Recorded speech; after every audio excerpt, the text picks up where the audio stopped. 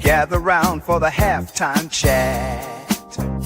Old friends cracking jokes and talking stats, from life's little games to the greatest plays, love and the stories from the old glory days.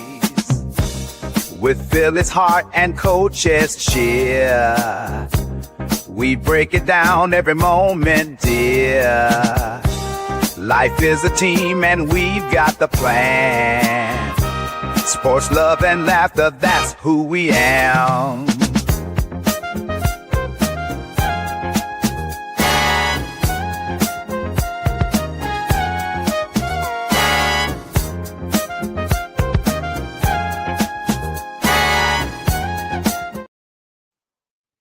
Peace and blessings, everyone. Welcome back. Welcome back. Welcome back. The dynamic duo is back, and we're ready to bring you another episode 32 of the Halftime Coaching Adjustment Show. So really excited to be back. I appreciate everyone who's, been there tapping in with me. Coach, how you doing? Hey, take a step back and get refocused, refurbished, and refreshed and ready to rock and roll. So, but yeah, we're ready. We're back. We're ready. Excited. So appreciate you guys in the chat already. Those who are tuning in. Make sure everyone, you know the routine. Hit the like button, share on all your social media platforms, subscribe, as my man TP would say, and make sure you guys tap into the chat, communicate, and let's let it ready to rock and roll. So, and again, for all you guys that haven't subbed up, it's free. As I always say, if it's free, it's for me. So, hey, there you go. It doesn't cost you anything. Yeah, exactly. Doesn't cost you anything. So, but here we go. So, but I'm going to check in with my brother right here. And how you doing today, Halftime? Doing good. Doing good. That's good. And how's the family? Family's doing good. And for all those... Halftime's doing good right now. She's feeling better. Okay. Gets her chemo shot. She's down for like 2 days, and today seems like she's very up and very happy and laughing and all. Well, so I got a new channel, and me and her are gonna stream. We're gonna try me and her to stream tonight. Mm-hmm. So it's a game that she likes. She's got me trying to learn. Mm-hmm. And she's just breaking my balls all day long over it. She goes, go do this, do that. Like, why don't I just give you the controller? You play. Exactly. Here you go. Hey, hey, nothing better. Hey, she likes beating you anyway. So, yeah, she just like she just abuses me. Yeah, abuses me, darn it. She abuses me. Most women do, especially they like giving it to their husband that way. So yeah, I get it. So, but again, everyone, thanks again for tapping in. Appreciate you guys. Got some good subjects to talk about, but let's tap into the chat. So, what's up, Nick? As always, play that theme song. You love that theme song, brother. So, and yes, we are back. Daniel Berry, thanks for tapping in, man. Really appreciate you always supporting us every step of the way. So, Arku, what is going on, brother? How are you, man? So good, Arku. Appreciate you being here. Chad, you know how we do, bro. Yeah, clap, clap, smack, smack. So there is the maestro. What is up, Mitch Kofsky? So now I know some of you guys are trying to cue it up, but this is actually through my StreamYard, so I don't have those little elements. So I'm sorry, guys. So what's going on, El Capitan Rafael El Fucho? What's going on, brother? We're gonna have to get you some of those things on your StreamYard. Nah. Come on, like jelly cake and all that. Come on. Come on, we got that's a good one. That Chad would love that one. Jelly cake. Yeah, see? That's what we gotta do. We gotta get you guys. You gotta get your little freaking catchphrases going on. What's up, Merritt? Thanks for tapping in, man. We appreciate you, man. Good, man. Chad saying what's up to Vic. Leon, no matter your status, the heart today, remember this truth. God love you first. True indeed. His love is unconditional, faithful, and forever, and deeply loved today. Always happy Valentine's Day. Yeah. To those who celebrate, happy Valentine's Day. But I got a little rant in reference to that in a second. Um, so peace and blessings always. And Bless. Merrick, thank you.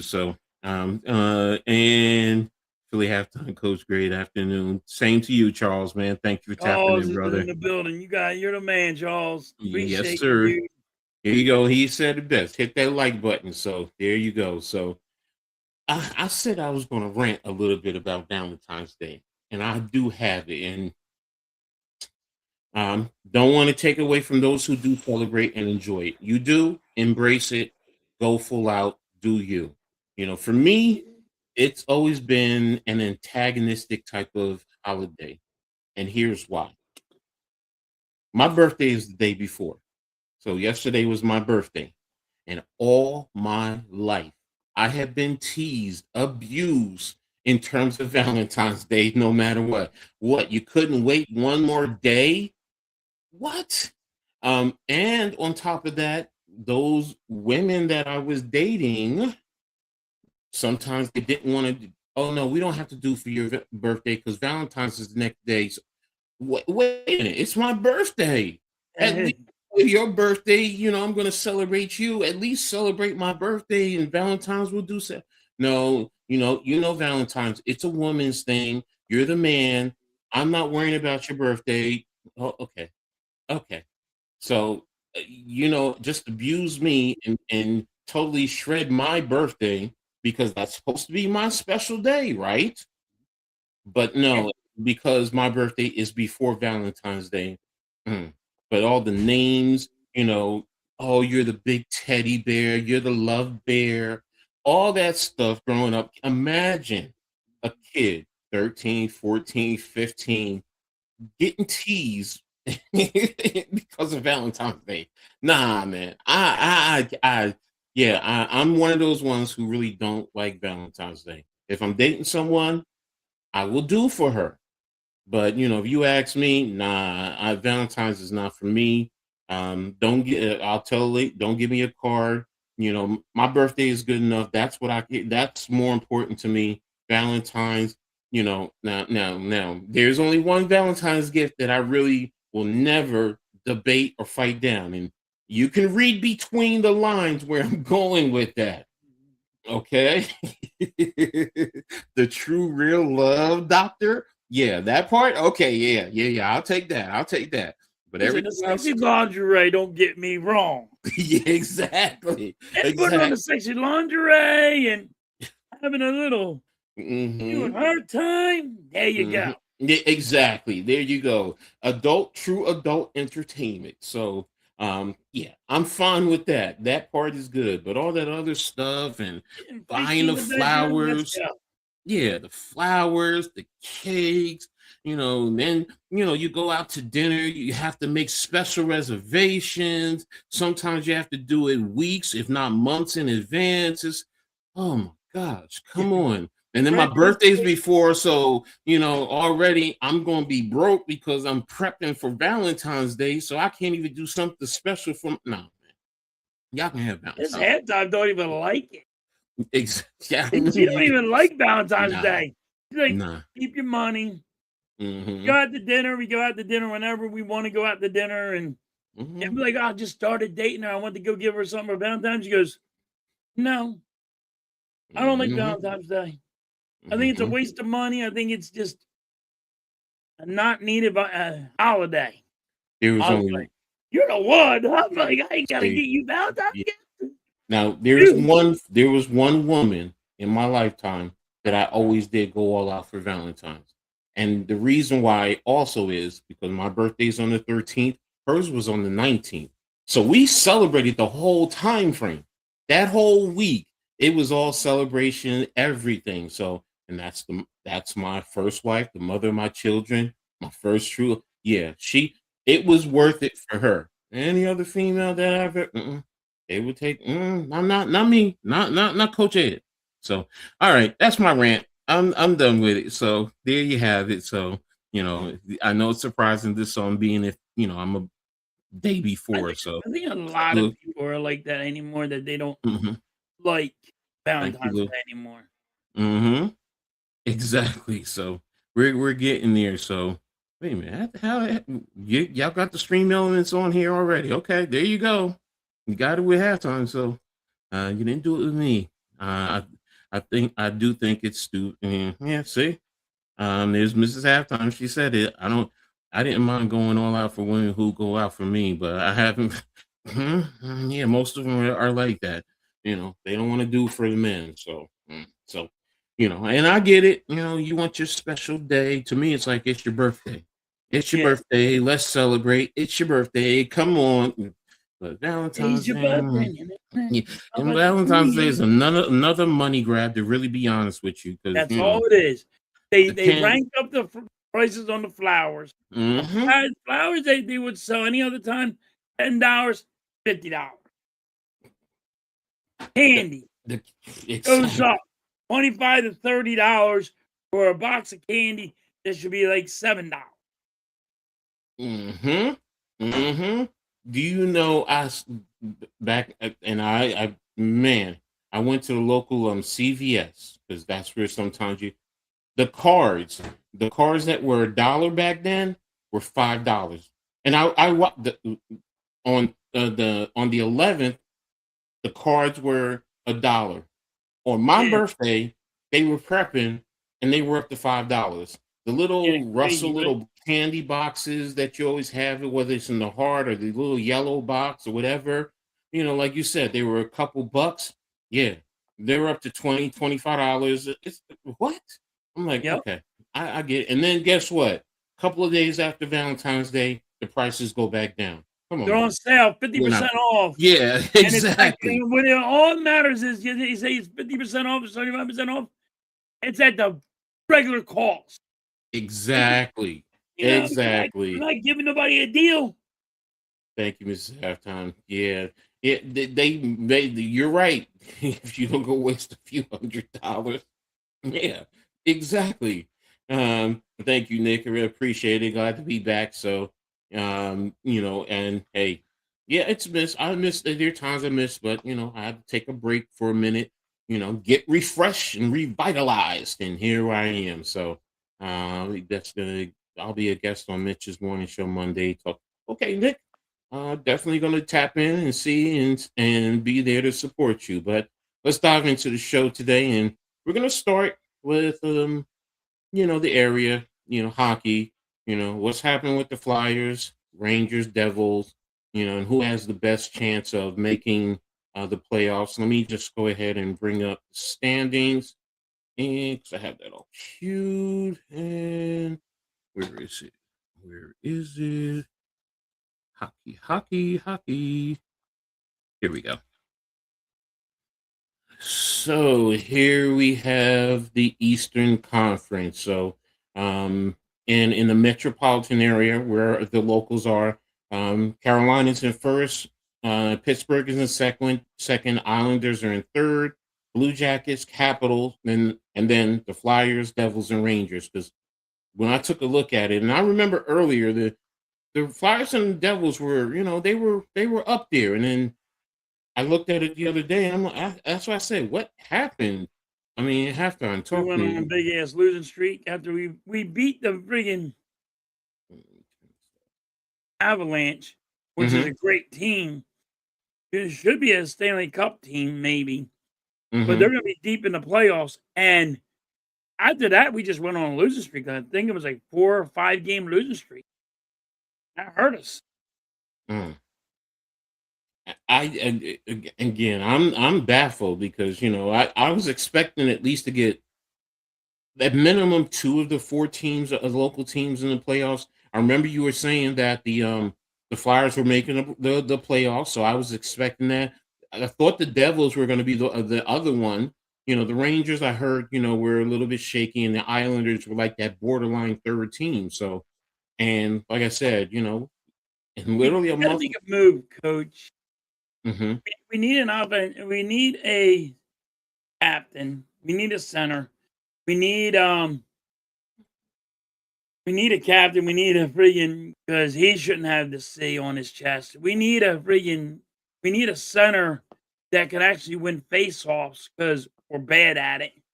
Mm-hmm. We need defensemen because can't get the puck out of our own zone, and we get beat up. Like we used to be the bullies, and we're not the bullies no more. The Flyers ain't the bullies no more Mm. because they were trying to go fast. Mm-hmm. Well, that's not the way the Flyers. You're trying to be fast, but you're also trying to be big. You know what I mean? But the guys that they have big can't hit. You know? Mm-hmm. So Mm-hmm. there's a lot of issues over there. It ain't. I know a lot of people want to just blame Rick Tocchet, but not just him. You got to see what Danny Briere does. You know, making moves, and he has to wake up and make moves. You need a goddamn backup goalie. Mm-hmm. Mm-hmm. Mm-hmm. And there's a lot. There's a lot the Flyers have to do. Chad says, Mrs. Halftime, too bad we didn't have any silly string to spray on Philly to celebrate my belated birthday. That would have been funny, yeah. Let's do it hockey time. The Flyers suck.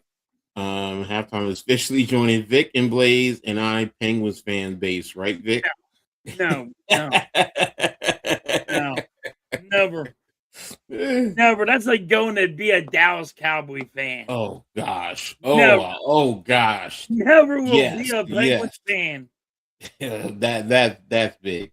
That's big. What do you What know? it is to me, it's like when I like being a Dallas Cowboy fan. Mm-hmm. I can't do it. I just can't. Mm-hmm. Mm-hmm.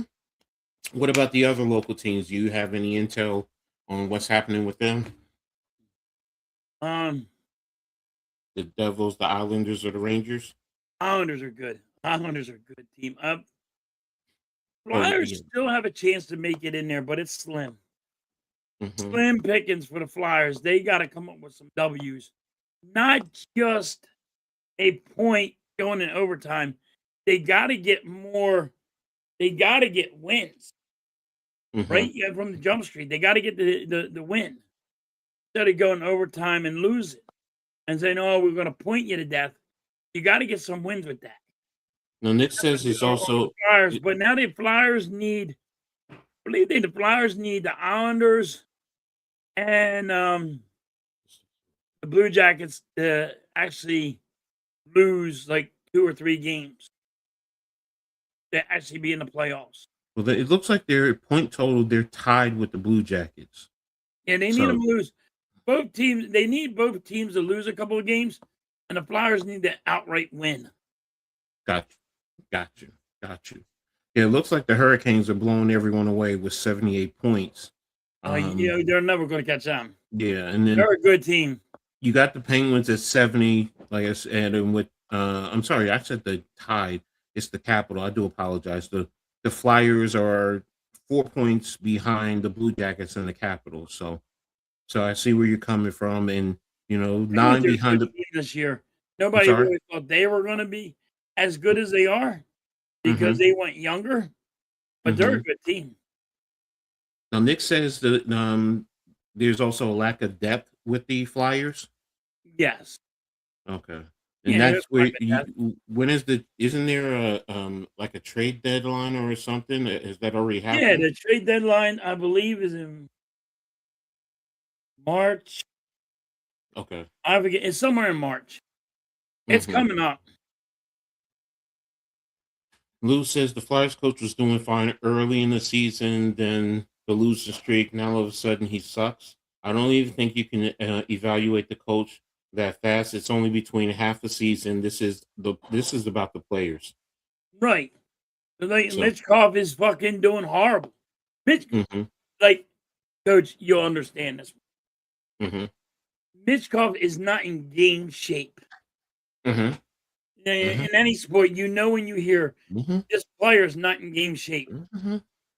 It's over half the season, and this guy is not in game shape.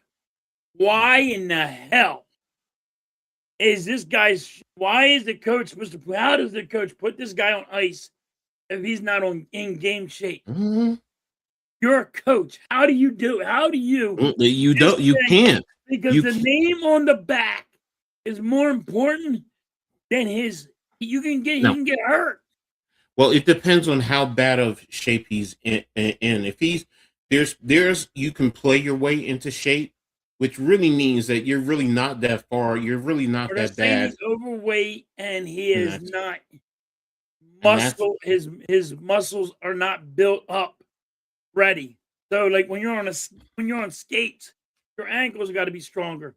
Your freaking legs got to be really strong to go through those minutes. You know what I hmm mean? hmm But I mean that's the dilemma that coaches deal with. When you have players, especially key players that you were looking to count on in the season, especially when they come in and they're, out of shape, especially in this day and age.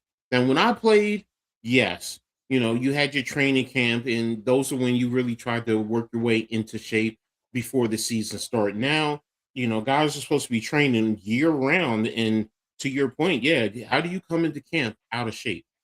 There really shouldn't be, to me, it's more of a mental aspect where you're just not committed.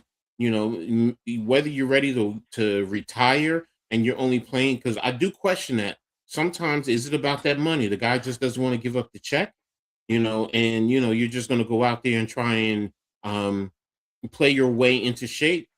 And that's where the borderline is, because look, especially when you have a good team, if you have a good team, you don't want to risk, really hurting your team, and then you're not in playoff position. So the players don't have depth, and they have young guys that are hitting the wall as the season goes on. Yeah, the rookie wall or the second season, wall. Yeah, that's a tough one. And they do just for different reasons. Flyers need the team above them to lose games, which you just said. Trade line is a lot later than the NBA. Yeah, that's what I'm seeing. So it's set for Friday, March the 6th. So pretty much the beginning of next month. A lot of reports that Mishkov is very immature. Okay, see, there you go. Should have let halftime Google it. why would I Google it when I just said it was in March? Damn it! Yes. What the fuck am He I was Googling? touted in Russia as a star. He carries himself like a guy who thinks he is a star already. Arrogance. Also, it's been reported he is lazy and the other players don't like playing with. And see, that's the thing, man. You're messing with the chemistry.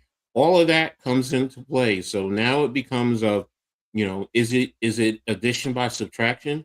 Do you get rid of him? Can you get rid of him? Because right now, like I said, it sounds like you said, if he came into camp out of shape, and he's a veteran player, and he's supposed to be a star player, then why are you coming in out of He's shape? still he's only been in the league for I think it's 2 years. Oh, he's a young player. Okay, he's He's a still learning. very young player, but he has the upside of being great.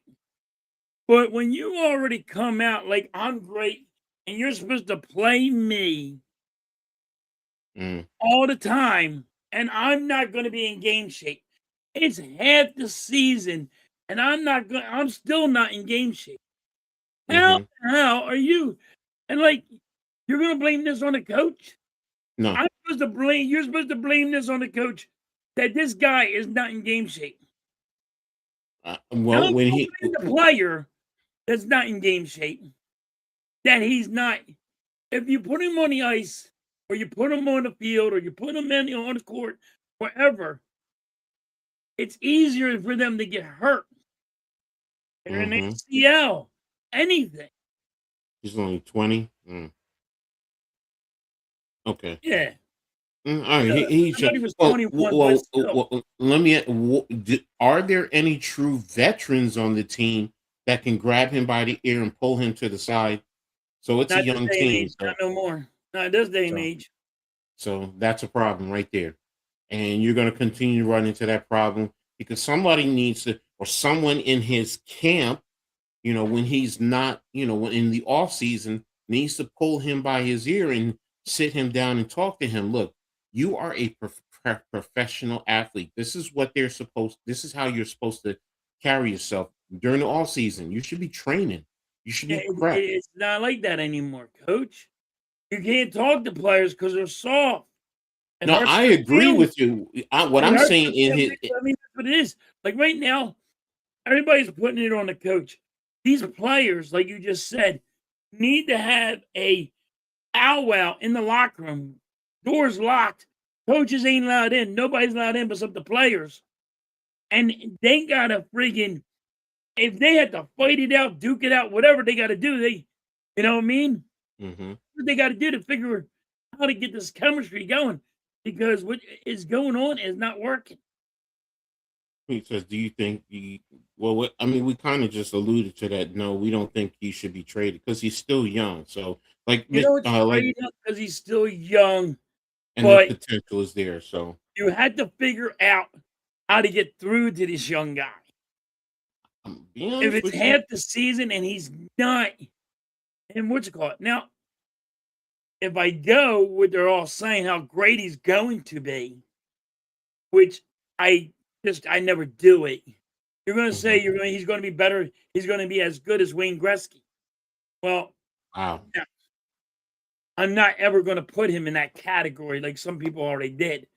Because Wayne Gretzky, you didn't have to go and tap him on the shoulder and say, "Hey, you're not in game shape, so you can't play." Hmm. Hmm. Hmm.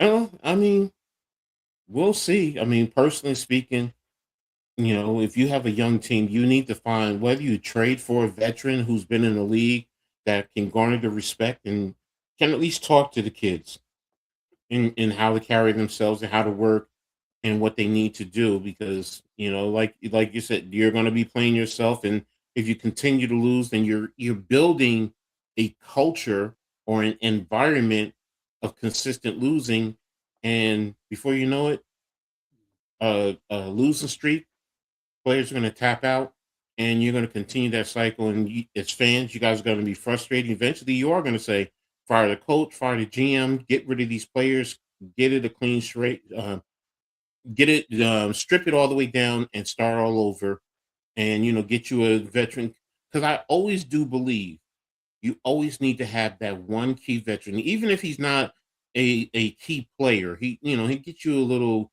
closing minutes in any sport, and this is any sport. That's what you need. When I coached, we had a guy like that, and he was legitimately, he's 2 years older than me, and he was Right. playing. Even now, till this day, he's in his 60s playing football. So a minor league semi-pro, but he's playing. But the level, So if uh, he's in game shape and he's good at it, but it's also more about his veteran leadership because teams want him on, because throughout all the leagues, he's well respected and players listen to him. So, and that's what I mean by young players who coming into any game. You want to have that veteran, yes, because they don't know everything. They're going to think they know everything. He's out there on the field with you. You see a 60-year-old man out there working out with you, playing with you. You start to oh well, he can't play. No, no, he's out here with me. In practice. If he does get in the game, he's taking those hard hits. So now their level of oh, he can't play well, they see he can play. So now their ears are opening, and that's what you need, that type of player. And I always believe that every team needs to have at least one of those types of guys. I'm not saying pay him top of the market value, but you know what? You need to have that veteran where the players are at least, when he stands up, the whole locker room gets quiet because everybody has to hear what he has to say and they listen to him. And that's what it sounds like the Flyers need. They need that type of a veteran who can, you know what, pull this guy to the side, sit down with him, after a game, pop a beer or something. Look, man, this is what you need to do. You're a veteran. You have all the talent in the world. Don't waste it. Seriously, don't waste it. Don't turn around and in 15 years you're looking back and you're what ifing it because you didn't do what you needed to do now to get your talent and to capitalize on your abilities as a player. So it's going to be intriguing. Now I'm back. We're going to be watching a little bit more because I'm intrigued to see what's happening with the Devils. 26 Hmm? games or 23 games left Okay. in the season. Mm-hmm. I think that's what it is. I think that's the number. Okay. Maybe it's more, but I think that's the roundabout number. What's the normal games that you play in a season? Huh? How many games do they play in the I think it was season? like 86. Okay, 86. The Flyers have already played 71. Wait a minute, 86. Oh no, it's 25 and 20. 25 and 20. So they played. Oh no, they played. Wait a minute, is that?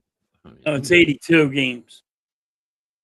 They've played. Okay, the game plays. They played 56. So if it's 82, they have another 26 games to play. Yeah. Okay. There you go. They play 82 just like the NBA. Okay, there we go. So we're gonna be stay tapped in, and we're gonna see what happens as we go along. So good talk there. They're on an Olympic break, right? Break now, obviously. Right. Okay. Well, we'll see what happens as we go along. So now we're gonna go ahead and transition over to the baseball, and we're gonna talk about both the Yankees and the Phillies all season.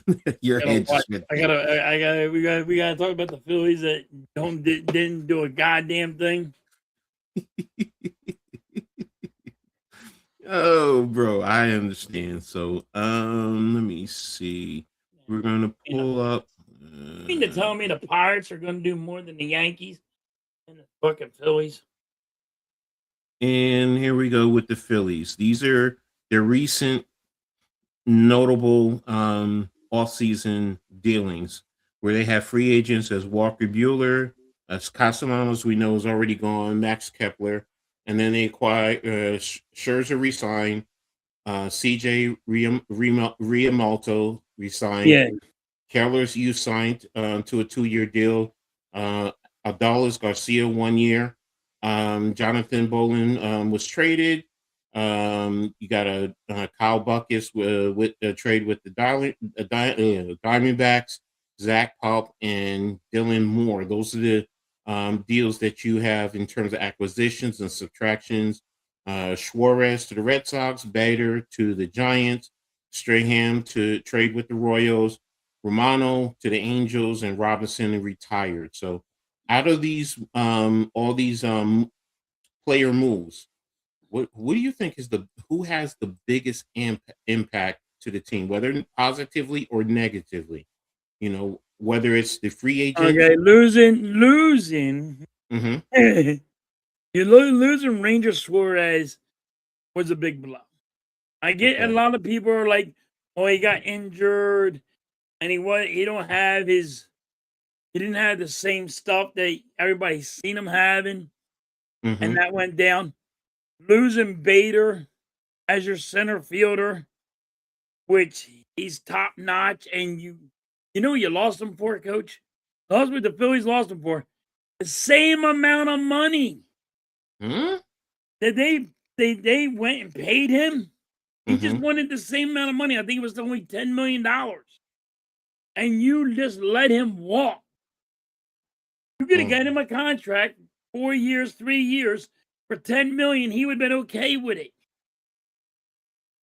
Like he wants $10 million a year, $10 million a year. Give him a $40 million contract. Give him 4 years. All he wanted. And you lost a great center fielder. Yeah, I think Harris agreed to play for the Yankees too. Yeah. So we have lost in this offseason. Kyle Schwarber gets 5 years, right? It's $150 million, which I said we were going to overpay him, Coach, and we overpaid him. Everybody better hope that he hits 60 home runs, 200 RBIs, and it's like he's going to have like he had it last year. That never happens, but you know what happens, Coach? Yeah. 1 year you play for your money, your contract, Mm-hmm. You get your contract, and the next year, your ass. Agreed. It is always like that. You know, when they're playing for that money, you get the best out of them, and you know, just only sometimes the elite understand how to transit or carry that type of mentality. You know, after getting the money, but you know, standard players, yeah, you're right, and I understand where you're coming from with Schwarber. You know, because you did say it. You know, in a 5-year deal, you know, does sound like it is a long deal. You know, because he's how old is he again? He's like in early 30s, right? Yeah, early 30s. Yeah, so I you think know he's you yeah, I think he's like yeah, he's in the early 30s. so you Like, figure if he and 30. people don't like the JT Remuto one. You paid for his defense, not his bat. People are worried about his bat. Mhm. You paid him for his knowledge to know how to handle a pitcher. And you have a guy that is probably still the best pickoff guy in the league, best pickoff catcher in the league.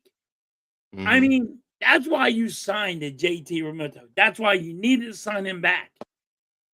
He knows how to handle pitcher and Yeah, how to calm them down and put them in their zone. that's always key. You know, you can go out through the course of all baseball. Any elite pitcher always had a very good, if not an elite catcher. You Yes. know, because he helped call the game. He can study the hitter. He knows what the hitter is doing. Don't forget some of the simplest things. He's right there in the box, and he can see where the batter is set up, so he knows how to attack him. And if you have a good scouting report, you know what his strengths and his weaknesses are. You can kind of feel how if he's leaning a little bit more on his back leg or on his front leg, you know, how you can, you know, really get him with certain pitches. So I agree with you there. You always need, you know, that elite catcher, you know, because that helps your pitcher, you know, because it's not just the pitcher just going up there and throwing the baseball. You need the catcher. One of the simplest things, framing a pitch. How many times have we seen you're like, no, that pitch is outside, but the catcher framed But it it's right on the perfect. line. It's right on the line. And that's Exactly. because your catcher knows how the umpire behind Mm-hmm. you is calling a game. Mm-hmm. So he says, yo, put it here, and that's it. And he goes, all right, we got him. Even though a Now, lot of people have said that was a ball, this catcher behind me thinks it's a strike. mm-hmm. And I'm using his eye. Well, And I'm moving the things around for this catcher. I mean, for the umpire, too. and, and It's comical how people are like, well, the catcher is not hitting. A lot of catchers don't hit. no, it's very rare you have you. That's why when you do have a catcher that hit, you know, you know, they're put on a higher pedestal. You know, they're there for their defense and how they Yes. call the game and solidifying up the middle because you know there's always the catcher, the pitcher, the shortstop, and the second baseman and the center fielder. Those are your key players in baseball more than anything. So, The catcher um, is also telling me something when he gets in the stance, he's already telling the outfield to come in, to go out, to maybe he needs a shortstop to go over a little bit, and mhm, he's giving them signs for this. mhm, Catcher is running a lot of shit out there. People don't understand. He thinks just swinging a bat and catching a ball back there. There's a lot of movement because maybe you need a double play, and they're trying mhm, to get this guy to hit it to the shortstop so they can get to the mhm, double play. mhm, mhm, Catchers mhm. do a lot more than people think, Yes, and they do. JT's good at it. I'm glad to see Exactly. they got him back, but Well, I have a question for you because with Bader being gone, is Garcia, is he good enough? Is he a center fielder? Can he? no, he's going to be the right fielder. Crawford's going to be the center, the rookie. They're gonna bring up they brought up Crawford, and he's gonna be the center fielder. So you're putting the center. Garcia is done. I hate to say this. He's injury prone.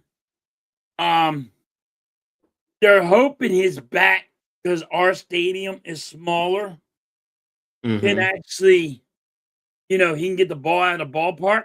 Mm-hmm. Because our stadiums, I think, is the smallest, and so hopefully he can get the ball at a ballpark. But he's Mm-hmm. always hurt. He's injury prone. Mm, When you're injury prone the way he is,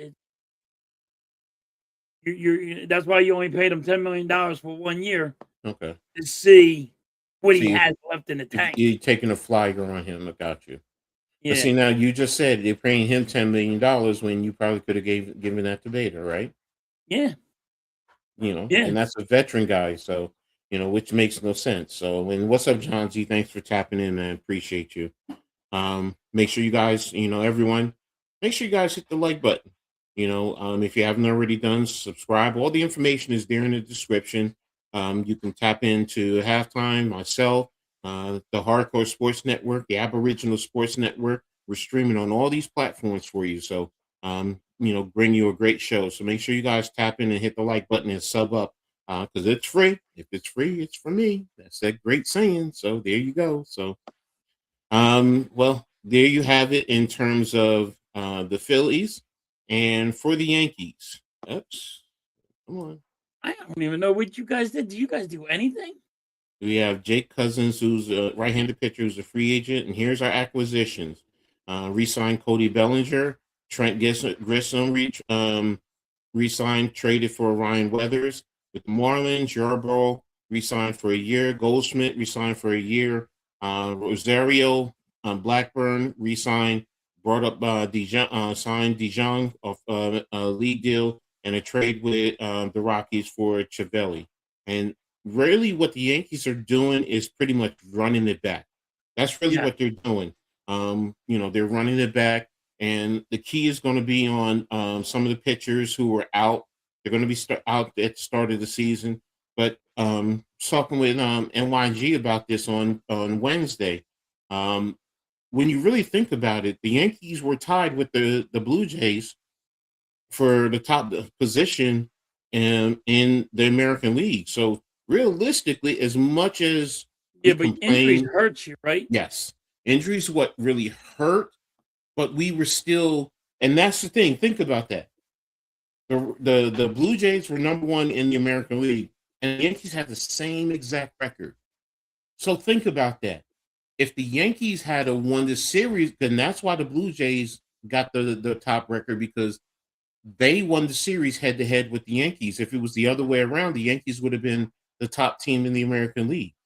So through all the injuries, and you're going to get Cole and a lot of the key pitchers who are going to be at the top end of your rotation, if you can get them back, right now I see why and understand. As much as I've given Cashman and Bone a lot of flack, especially with the analytics, really irks me.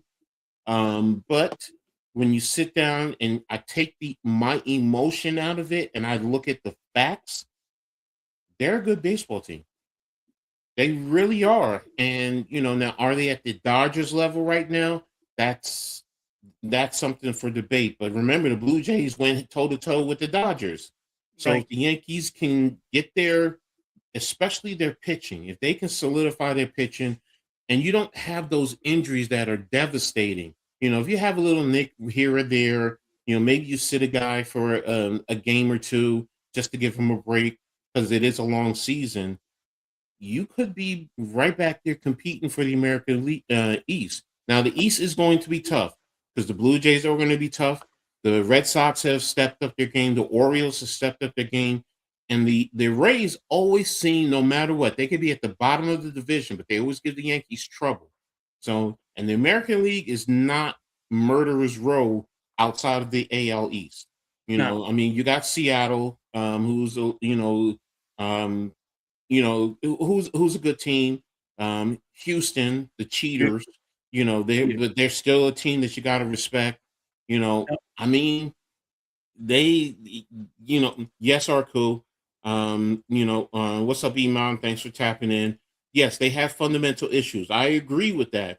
But even with all these issues, they're still one of the top teams in the American League. And if that's the case, That's the only thing I thought hurt the Yankees. You had so many injuries. yes. And that's the thing. If you can play through that, because Cole and I forgot who's the other one of their key starters. I think their number 3 starter. They're going to be out at the start of the season. But if you get them in, you work them in slowly towards the end of the season, because that's really what you need them for. And they kind of play the way they did. Now, Aaron Boone is going to be key to everything with the Yankees. And if you can get Stanton to give you a little bit of what he gave you last year, I mean, they have a good squad. They really do. Now as a Yankee fan, my expectation is championship or bust. I mean, thank you, George Steinbrenner. That's what you groomed us for as fans. 27 championships through the course of the Major League history. No one else is close. So, yes, our expectations, are a little bit out there as Yankees fans, but as a fan, that's what you want. You want your team competing for championships. And they have a squad that can, as long as, and the biggest thing is Judge. To me, Judge has Always. to, yes. But you built a team around him, didn't you? For the most part, yes. For the most part, the team really is built around him and Garrett Cole. So I mean, the pitching is always going to be key with the Yankees. They're starting and their bullpen. Who's going to be the closer? We don't have a Mariano Rivera. I'm sorry. I trade bullpens with you. Our bullpen is not as elite, is not as good as you think, man. It really isn't. Coach, I bet yours is better than mine. Okay, I'm not going to get into that, but Look, hold on. At least we got Painter. I've been dying for this kid, but now I'm concerned because he just had Tommy John surgery. And last Iron Pig game he played, he didn't play all that good. Okay, and see, that's the thing. So, the thing with the Yankees, the home runs, they key on the home runs. They want to hold home runs.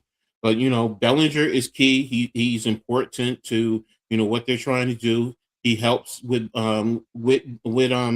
Aaron Judge and even Stanton. Like I said, the thing with Stanton now, Stanton can at least knock out and give you 30 to 40 home runs. Then that lineup becomes a little bit different. Bellinger, if he gives you 20-ish, I mean, you still have Jazz who can give you 15 to 20. So there is a lineup there that is like, okay. Goldschmidt coming back too. That's the one thing the Yankees don't do. They don't put the ball in play per se. Yeah. Pardon me. Sorry. As halftime always talks about, they don't do the small ball. The Phillies don't play. Yeah, the Phillies don't have that. Arco was saying, put the ball in play. They don't have that hitter that can be. They can't just put the ball wherever they want. They don't have that guy. No, they don't have them guys. Those errors are far and few. Tampa Bay. That's that one. You went back in the day with that one. Yeah. Or yeah. I like it. I like it because that's how it's a placement hitter. And that's the problem with the a placement hitter, and that you could put it in left field, where you're on the baseline, right on the foul line, and it's going to be good. And it's going to hit the wall, and you put anybody there. These guys are just swinging for the fence. That's why we miss Derek Jeter, man. Derek Jeter was and he was a master at hitting away. He would hit the ball to left field. He would definitely hit the ball to left, and just like you said, down the line, which sets it up that sometimes he can push the two, and I got a guy on first and I got a guy on second. Yeah. I need that. Yes. If you want to give me a home run, I'll take the home run. Of course. But guess what?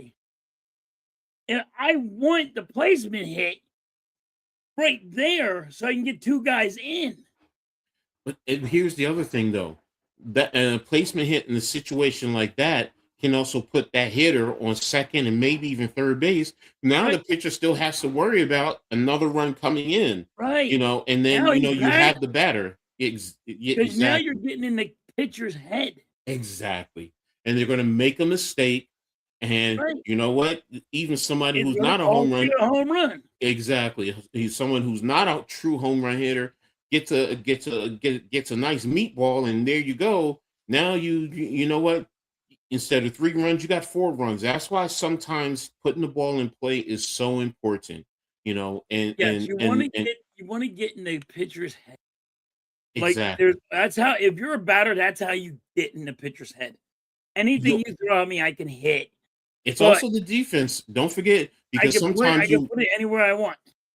if you're moving the runners and what's going to happen, the shortstop or the second baseman, you know, they're going to be moving, you know, and next thing you know, you put the ball right past them. Yep, Now they're going to be worrying about, you know, in the future, man, do I have to delay just a little bit? And now you can't even get over to cover and get a ball that you normally would because you delayed just a little bit because you were worrying about what's going on, you know, with the ball, with the base runners, just little things like that. So that's why I miss those days. But yep. nowadays it's all about the home run, exit velocity, and all that stuff. And I get it and I understand, but you know what? I'm too much of a fundamentalist, man. I like the old Doing school. 2 or working the count.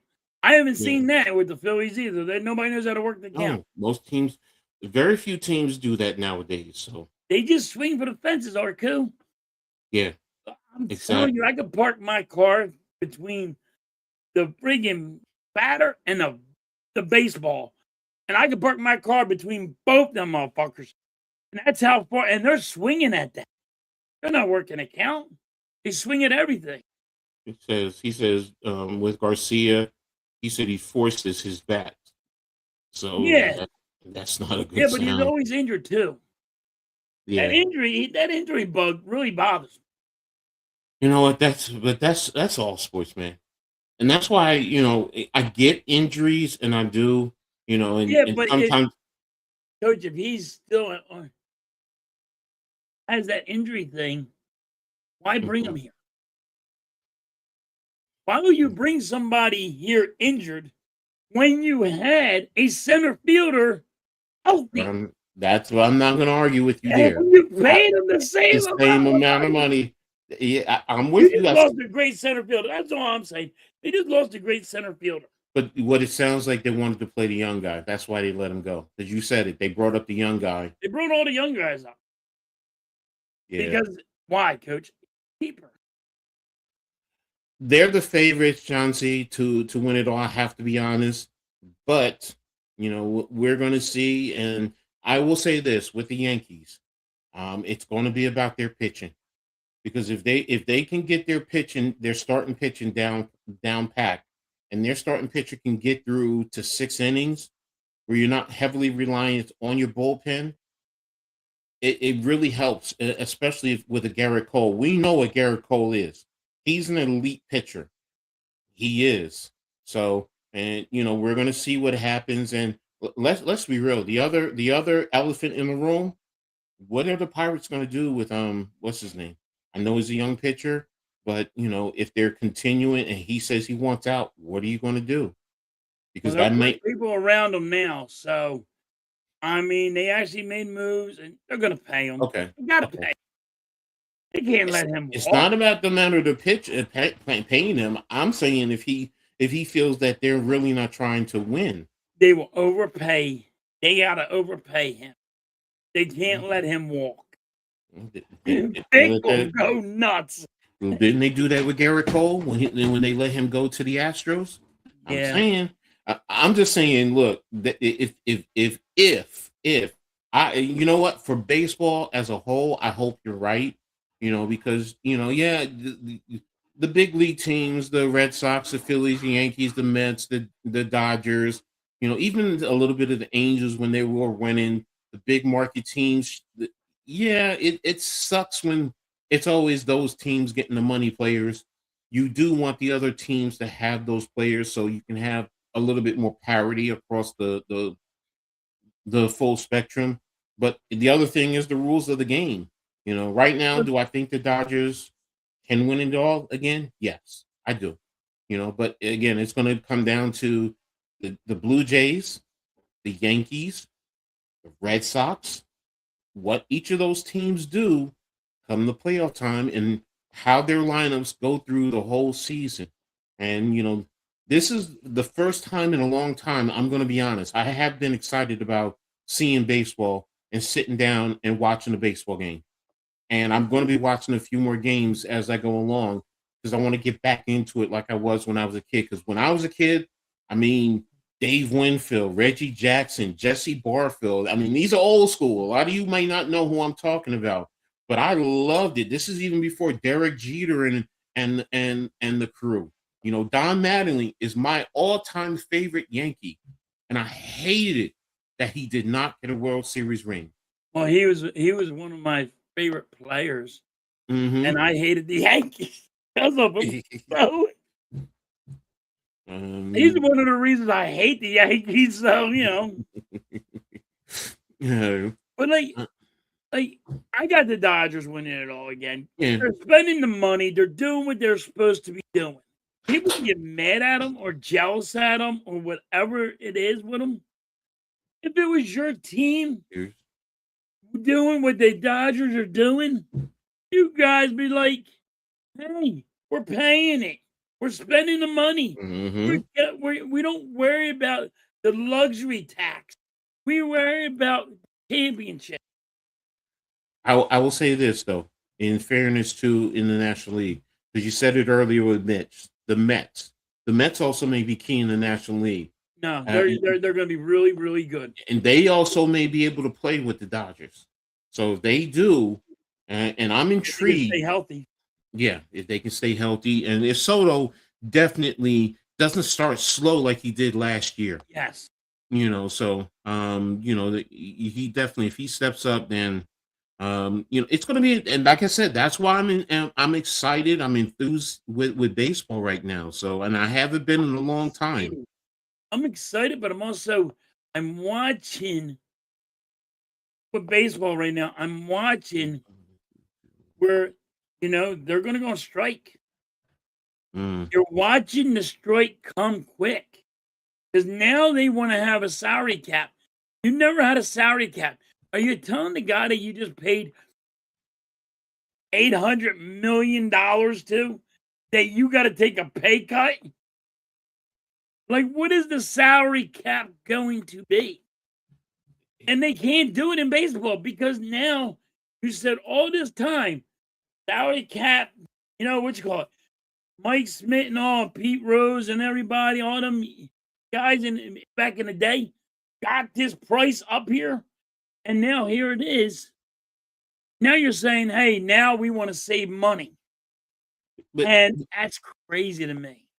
I'd love to really see these teams book, because don't forget, these, as Lou was saying, the cheap teams, the other cheap teams, they're making money hand over foot, even if they're losing, because of revenue sharing. Because the penalties they get to share in that, where the Dodgers, the Yankees, the Phillies, the Mets, they're the ones paying that tax. And that's where you're getting that money. They're making so much money that, they can afford to do that. Now, if you put in a true salary cap, they're not going to be making that money. And guess what's going to happen? That revenue sharing is going to cease. And I really think they're going to bitch, and they're not going to allow that. I don't see them. They can't allow it, because let's be honest. All right, if you win a World Series, you know how much money you make? So yes. It's $6 billion. Yes. Now, for a guy that a team comes under it, they make like $4 billion. That's shirts, that's everything from the World Series. And then you got whoever makes the playoffs, they're in the $1 billion, $2 billion. It goes down the line. The lowest money that you can make a year on a team is like, I think it went to 400,000. 400 million for the worst team. If your team is not, if your salary ain't up to 400 million, you still made money for being the worst team in baseball. I'm with you, bro. I all sports. I'm with you in everything. They're making money hand over foot. So you're gonna put them on salary. Now you're gonna put a salary cap here. So what are you going to tell them? You're not going to make $6 billion during the World Series no more? But the thing is, though, the issue is the revenue sharing off of those penalties. Because like a team like Kansas City, okay, let's just say their revenue sharing clip is $200 million automatically.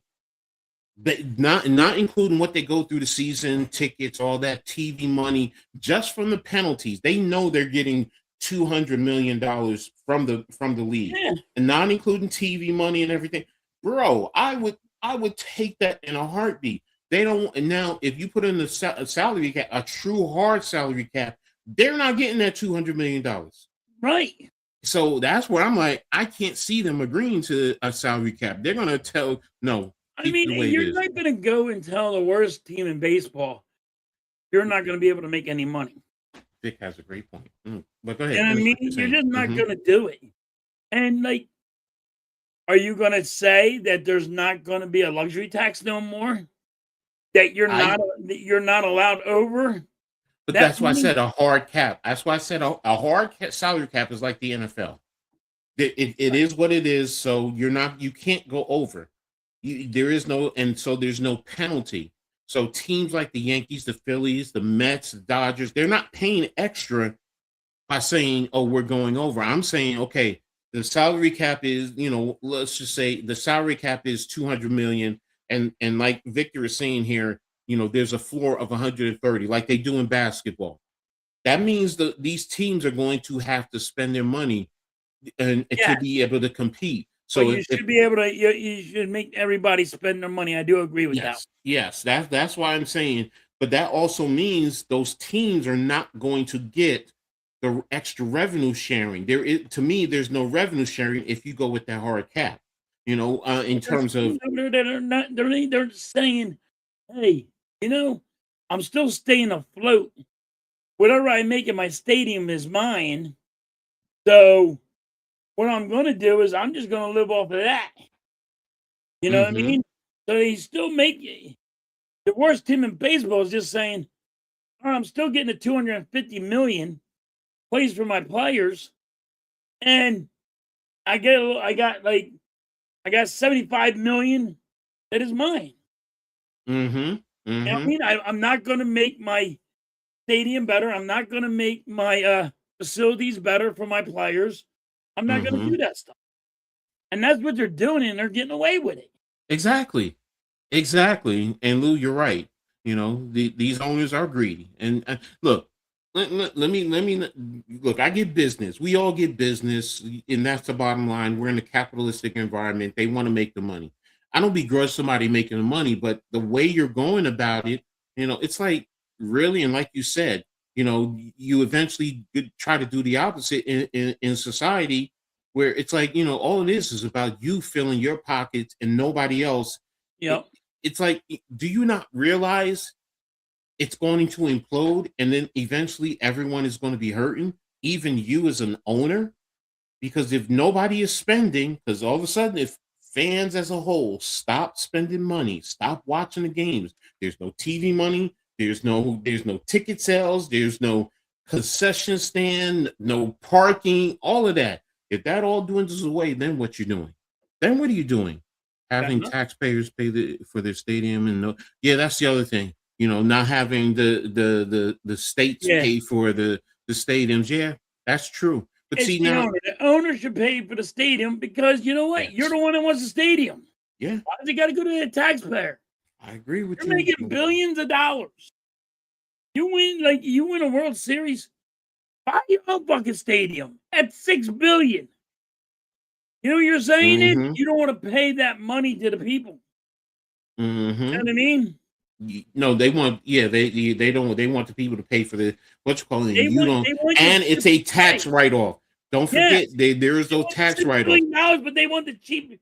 They want you to bow to them, and people do it, and they do it because you're right, Lou. The city don't want to see them go because how much revenue they make from it. Ooh, Victor, you lose the stadium.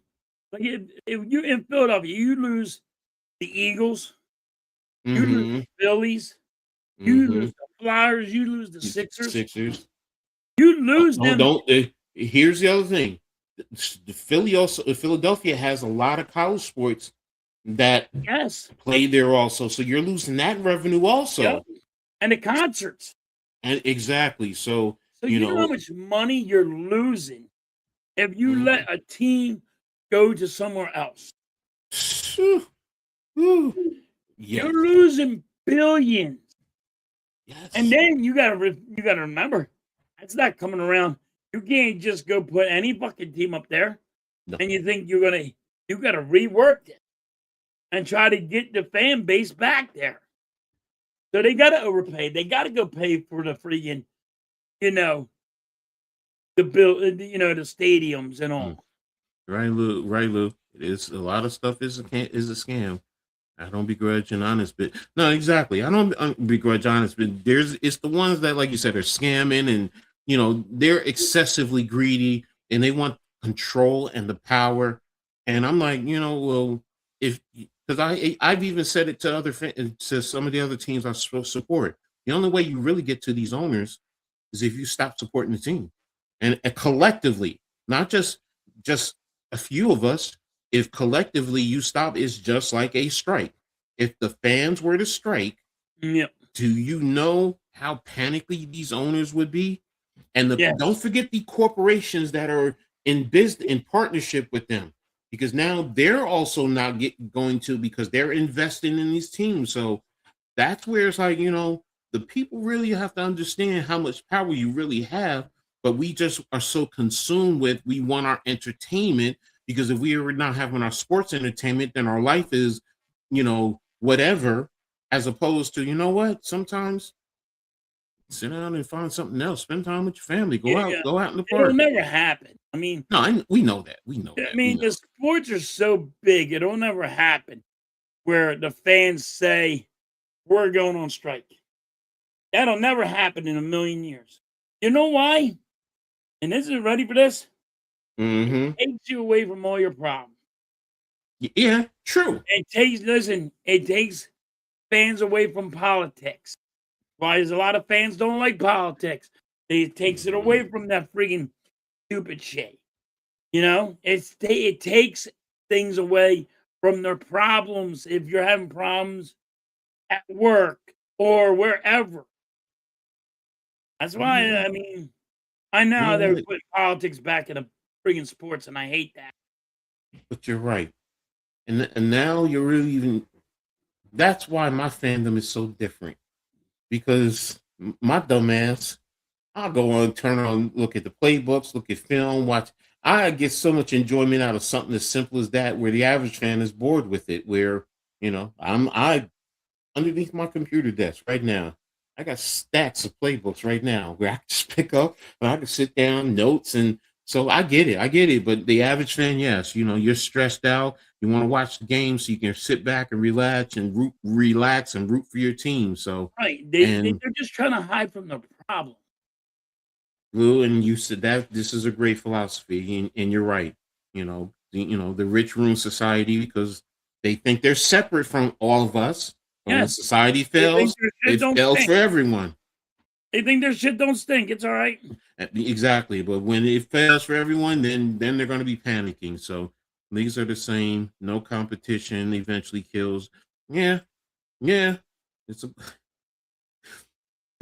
I never looked at it that way. It's a Ponzi scheme. We play for the stadium and they get all the profits, just a way to get our money into the hands of the. I never looked at it as a Ponzi scheme. That's a good one.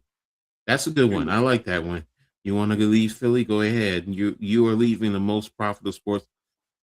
Hey. Now, I think New York is the most profitable. Stop it. No. No, seriously. Think about it, though. New York, you have 2 football teams. You have 2 basketball teams. You have 2 professional baseball teams. You have 3 hockey teams. That's where you're wrong at. How? Because your New York football team's in Jersey. But it's still part. Well, wait a minute. South Jersey is technically part of Philly, just like North Jersey is part of New York. Stop! No, don't play double standard. Bringing those taxes come here, baby. Don't give me that double standard, man. You're not allowed to have it. Jersey is North Jersey, and that's part of New York. South Jersey is part of Philly. So it's the same way, bro. It's the same thing. So the most profitable is New York. Most of the businesses are here. The money businesses are here. So if you link up and going to Wall Street and you as a professional sports team, come on, man. I'm sorry. The most profitable. They're gonna start fucking putting more football teams out here. Just watch. I can't see it right now because a lot of the where are you going to put it? I can see it. You know what I can see, Coach? Like another team in Pittsburgh, and having two teams in those states. Why? More money. More money for the Pennsylvania already has two teams: the Eagles and the Steelers. Yeah, but if they put another one deeper in Pittsburgh. Weird. That's gonna where at Lion Beaver Stadium. Yeah, I mean, because it does hold 100,000. So yeah, like now you're gonna take away. Somewhere that far away. But you're gonna take away from each of your fan bases, the Eagles and the Steelers. That's what I think is coming. I can't see Pennsylvania. In my opinion, I think Roger Goodell and NFL want to spread this and make it so big. But you're right. Now, if you tell me St. Louis, I agree with you there. Because St. Louis, remember, they had the Rams. They used to have the Cardinals. They got rid of the Rams, and then you had Oakland. St. Louis, Oakland. Well, Oakland is losing all their sports teams because they're real, other than the Warriors, because for some reason that area is just not profitable for some reason. I don't understand. It's profitable. You know what ain't profitable? They don't know how to manage their money. They're bringing goddamn, their mayor don't know how to manage the money. He's trying to pocket it all and put it in his own damn pocket. Yeah, Davis, yeah. I mean, we all do in some ways. So I know New York boys over there in terms of yeah, exactly. But again, I mean, we were just talking trash, But the most profitable are the big markets. Let's be real. I mean, basically, they try to steal the goddamn Statue of Liberty. Damn it! Statue of Liberty is in Jersey. Stop it, Statue of Liberty is in Jersey. Yeah, but they always said it was in New York. I'm like, no, it ain't. No, it's not. It's in New Jersey. It's been proven. It's in New Jersey. Yes, but the problem is back in the day, what they say? It was New York. I know it's New York, but that's the ideal that North Jersey is part of New York. Why do you think it's called the Tri-State? But then again, South Jersey is part of the Tri-State. Damn it! You stole the Statue of Liberty. Look, I'm Jersey. Stop it! Don't forget, I'm Jersey. I may have been born in New York, but I'm Jersey. 50 plus years. Think about it. I've been living in Jersey since 1970, so I'm Jersey. Okay. I'm through and through Jersey. That's Jersey. I'm probably the one fool who I wish the Jets and the Giants were called New Jersey. The New Jersey Giants and the New Jersey Jets. Then you could legitimately put a team into New York City. Imagine that. Imagine that ain't happen. That'll never happen. No, if you do that, I think it would really hurt the NFL. I think that would hurt. Yeah, it would. I think that would hurt the NFL. Yeah, it would, because it would hurt. The economics would be there, but I don't think the rest of the league would want that. Right. But New York and be more a more transient city where our people from Philly tend to be from here. No, Lou, I know a lot of people in South Jersey who are Philadelphia sports fans. My dad lives down there. I'm South Jersey. I mean, South Jersey. A lot of the players from the Walt Whitman Bridge. Born and raised a Philly fan. A lot of the players, though, where do they live sometimes? In Jersey. A lot of them live in Jersey. Yeah, and you know where the players live? In South Jersey. Yeah, so I get it. I get it. I mean, my ex-wife lives down there, so I learned a lot about it. So it's just like, even the football players, basketball players, most of them live in South Jersey. Mm-hmm. Jersey is a real place. Stop it, Lou. Stop it. It's the most heavily dense state in the country. Think about that. Now, the benefit is we have multiple professional sports teams that we can root for.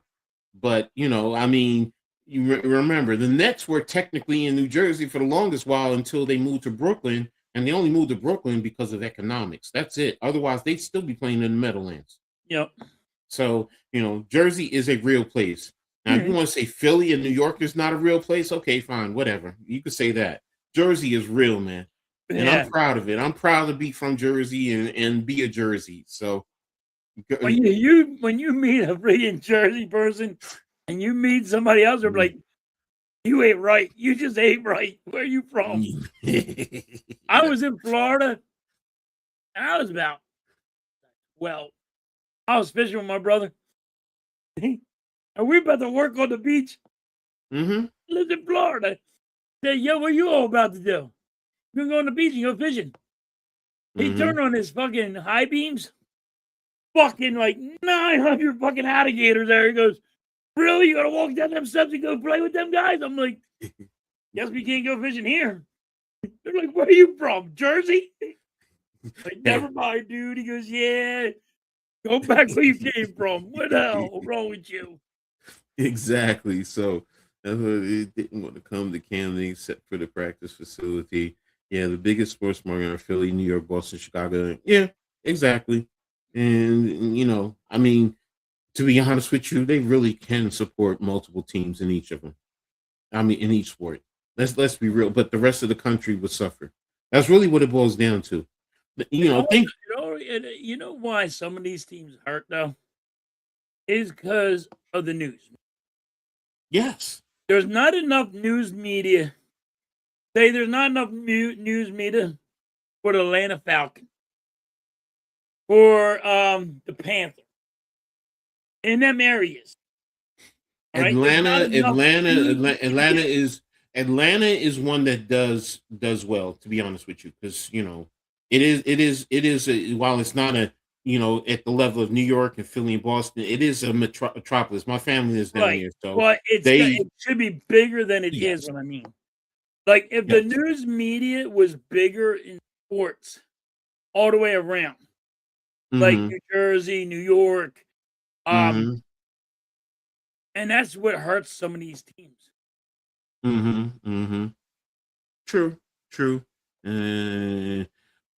Look, I'm going to tell you something. Okay, places like Alabama, Nebraska, Iowa will not, in my opinion, this is my opinion. I don't have any facts. It's just my opinion and feeling. This is why college does well there. I don't think pro sports would do well there because they're so ingrained and consumed with the college sport. They're not going to support the NFL to the same magnitude as the college game. Right. And it's what they've had for years. It's kind of why, look, I'm a Rutgers Scarlet Knight fan. One of the issues that the Scarlet Knights deal with, they have multiple, and I'm not just talking about two. You got New York, and then you got Philly to the south, where Rutgers is located in central New Jersey. They're literally 45 minutes from New York, an hour and 15 minutes from Philly. Yeah. So in terms of media coverage, unless something big happens, then the New York and Philly markets come into play in terms of media coverage. But overall, on a consistent basis, no, they won't. Now, teams out there in the South and places like that, no, Alabama will not do well. I agree with you on that. I don't think like having an NFL football stadium in Alabama. Yeah, I don't think it survived because how big the college is. Okay, Lou, I got you. Okay. Yeah, and that's the thing. So I mean, I was raised in Philly. Damn it, wasn't born in Philly, but I was raised there. My grandma lived there. Well, yes, it does. It has other populations, but New York in itself, New York City alone is, I mean, what is it, 7-8 million people just in the city, in the boroughs? Yeah. And that's not including Long Island and Staten Island. Yeah, you're not talking about, you're not talking about I mean, so. It's a matter of fact, New York's overpopulated. Yeah. That's why they have buses and fucking trains. And Mm-hmm. that's what they take more than cars. Dude, you gotta Mm-hmm. in New York, you got to pay to park your car on the street. Mm-hmm. You know what I Mm-hmm. mean? You just can't pay park your car anywhere. Look, Jay. Yeah, I mean, it's interesting. It's interesting. Some people are. Well, I mean, look, New York fans are all over, man. I'm gonna be brutally honest. I think New York has a fan of every sports team in the country. Seriously. I mean, now some are, of course, some are bigger than others. You know, that's normal. But you can find, like I said, I'm a Rutgers fan in the Big Ten. I've seen fans from Purdue living in this area. Purdue in Lafayette, Indiana. You wouldn't have expected it, but yeah. So There's yeah, fans there's all over the place. yeah, I Celtics. mean, I seen there's fans like you know, you're Vic, a what are you fan trying of to? certain Okay, people that are like the Warriors or something. I'm like, yeah. why? Like, Yeah, we say why because of where we're at, but I understand. And but here's then the again, I reason. understand. I get it. I mean, I get Yeah, it. don't forget, the Warriors technically were in Philly too, Yeah, back in the day before they moved out but west. these are So young. that These are yeah, I young know, I kids. know, I They know, don't I even know, I know. know. They didn't even Yeah, know that existed. yeah, no, I know, but that we know why they're Warriors fans because of Steph. We know I what got he's a about. question. So Why I can't? can it support? What are you trying to be, the fish that saved Pittsburgh? So Blaze would love that. So but honestly, do I think they could? Yeah, they probably could. Well, They it's probably big could. enough. So It's big enough. you It would have help. the It would help mm, Philadelphia and Pittsburgh would fucking yeah, have to. but you also probably have some fans who are there who, because Pittsburgh is so close to Cleveland, which I know a lot of them don't want to admit it, but you probably have some Cleveland fans there too. So Right. So when you go into deep into Pittsburgh, probably the Cavalier fan, right? yeah, the most. I mean, most true Pittsburgh fans don't want to mess with Cleveland, but you'll have a few in there. That's why you have more Pittsburgh fans who are Sixers fans because they'll say it represents Pennsylvania and it's part of the state. That's Ohio, and they don't like the Browns anyway. So you just throw it over to the Cavaliers also. So um, I don't know, Lou. I really don't know why they never really had an NBA team. So who said earlier they had a basketball team, but who was it? Oh, it was you. I didn't know they had an NBA team. So I'd have to do my research. I think those folks going to see the college teams as part of the community. Yeah, exactly, exactly. So what's up, Ron? Thanks for tapping in. Make sure you hit the like button, brother. We appreciate you. I mean, no, Lou, I don't take it negatively, bro. You're good. That's why I love this conversation. I love the debate. Yeah, Keep we're it just going. You're talking sports. good. That's what we love about. You guys are part of this show too, so throw it out there. So You guys make the channel happen. I love all of exactly. So Rick says we hate Cleveland. it. So there you go. Coach isn't halftime to go. I know I that's wish I was. that's I your ain't the goat. goat though. So hey, I do love the goat, put some little curry on it and get some potatoes and some rice. Yeah, So, but yeah, good tasting. but yeah, Good especially when you taste. cook it right. Yeah, some good curry goat. Rastaman, you're taking me there. No, Yeah. let me stop. Let me stop. So let's get to the question of the day. So, so go ahead.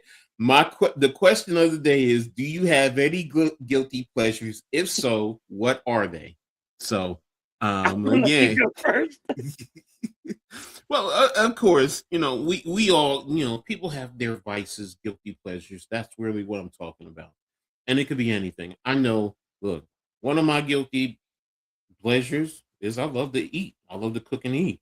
I don't say I'm the sexiest fat man in the world for a reason. I mean, look, I mean, I know right now I got to lose some of this right here, but I love my big belly. It's not just the beer belly. There's a lot of food in here, so that's one of mine. There is some adult entertainment that I enjoy. Hey, I can, and I've been doing that. Going back to when I was a little teenager, and used to hide stuff under my bed. So but yeah, again, seriously, the main point is, what are they? Because sometimes guilty pleasures, I know they're not always right to some people. They feel that it's not right. And just to read the definition, just so you get a general idea, a guilty pleasure is something such as an activity or a piece of media that one enjoys despite understanding that it is not generally held in high regard or is seen as unusual. So, example, a person may secretly enjoy a film while acknowledging that the film is poorly made or generally regarded unfavorably. So again, there's many different ways we can go with this. So, but I gave you a couple of mine, my guilty pleasures. Hey, dude, like, Yeah, when I engage with ladies and I talk with ladies and I gain a little interest. There's certain physical features I'm checking out. Yeah, I am. It gives me a little guilty pleasure. But I put myself out there. Okay, what's some of yours? Okay, so there you go. So let's see. I should be I should be real. I just hate Ohio. Okay, there you go. I got you. Guilty pleasure is definitely going to be Makito to eat sushi. no, no. I definitely ain't eating no goddamn sushi. They gotta cook that shit. That was raw. Well, there's the California. See, and my granddaughter has me eating that. That's fine. So, but again, getting back to the question of the day, All right, question of the Denmark day. is down. Okay, they're down 2-1 to Denmark. Okay, we're now Oh, you're into about to the question of the day. now. What's up, Leave? Thanks for tapping in, bro. Appreciate you. He's like, whoa, what? But yeah, what's All right, guilty guilty pleasures? pleasure of the day. Well, I'm Mhm. fat. I like to eat. See, I like to eat a lot, and guilty pleasure of the day. Construction guy like me. All right, you get in those bad moods. mm-hmm. But when your woman sends you a titty pic, that's my guilty pleasure. Makes you happy, makes you smile. There This you is why go. you can't put on this on me, coach. I didn't put it on you. I You put it did. on me. No, I Like, didn't. this is where it goes in my head. It goes like my guilty pleasures, and then you got people like want to Look, check out your phone. You can't check my phone out. exactly. You There's gotta this stay stuff. away from my phone. Look, this stuff. If you went into my You phone, yeah, don't want you're to right. be on I'm my with phone. you. I put No. my phone. You'll be like, oh my god, this guy is wrong. And you a typical guy. You just like me, bro. I got But stuff it on there puts too. when you're a woman takes the time of day and you've been working hard and breaking your ass, Mm-hmm. and it Mm-hmm. happens, puts a smile on your face, dude. It does. It's like, Exactly. wow, she thought about me. God, Exactly. she knows what I'll think of. Exactly. It ain't like, hey, What's up, I'm gonna Philly? cook you this. Mm-hmm. Halftime goes Wawa Pizza. See? I Again. ain't gonna like no Wawa pizza. How was that? Ooh, Lou, that's a Oh, good chili one. cheese dogs are Chili good cheese. though. Ooh. I love Yeah. good chili cheese dogs. Leaf's like, what? What? A good exactly. Titty pic will There make you a go, grown Lou. man.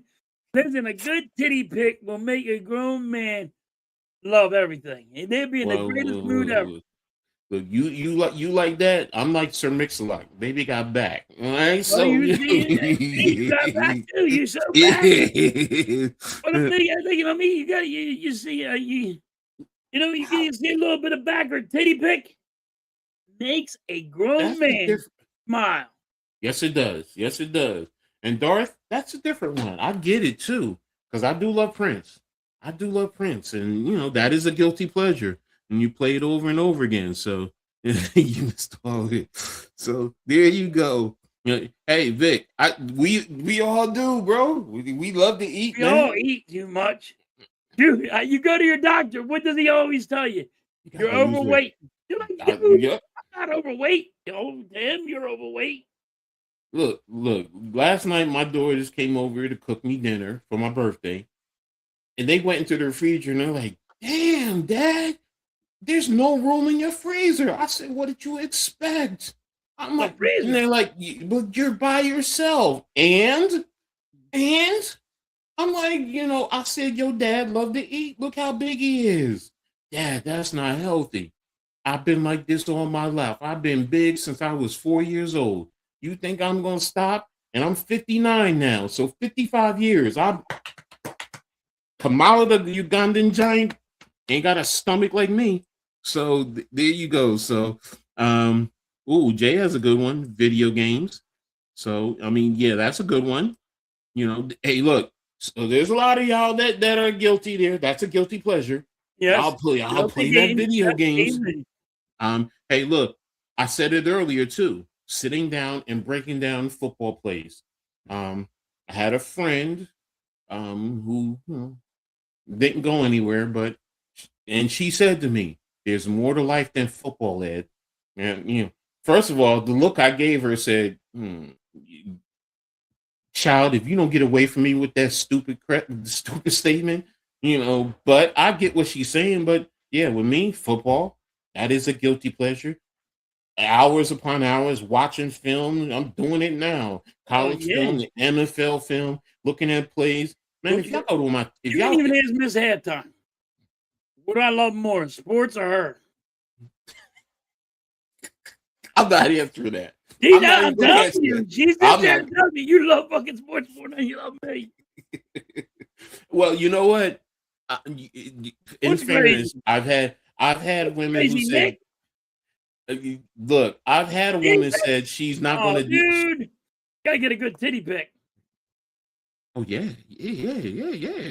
I mean, I'm not gonna say some of the action pictures that I have in my phone that I have taken from some site because it. But getting back to what I was saying, I had a woman who said to me she can't date me because my wife is football and she's not competing with my wife. Okay. But yeah. Look what Miss Anton put. Halftime, you couldn't just make something. Wait a minute, where is it? Coach, Halftime knows I got a hot dog roller at home. Bro, too bad we ain't good. No, I don't eat pork, Nick. So now, if you want to say beef ribs, yeah, I'll eat beef ribs, but not baby back. Halftime will never make anything up, Nick. Yeah. So I'm telling you, it make a grown man smile. Halftime is going to put Mrs. Halftime is going to put you in a timeout chair. Okay. And a big number. Thank you, Leaf. There you go. What did BBD say? Smack it up, flip it, rub it down. Yeah, exactly. Jay, yeah, they would be considered to a lot of people. How many females sometimes would come in? You playing that game? Get off the game. Blah blah blah blah blah. Yeah, come on, bro. Come on. Here you go. Halftime. Pepsi. Hey, that's a guilty pleasure.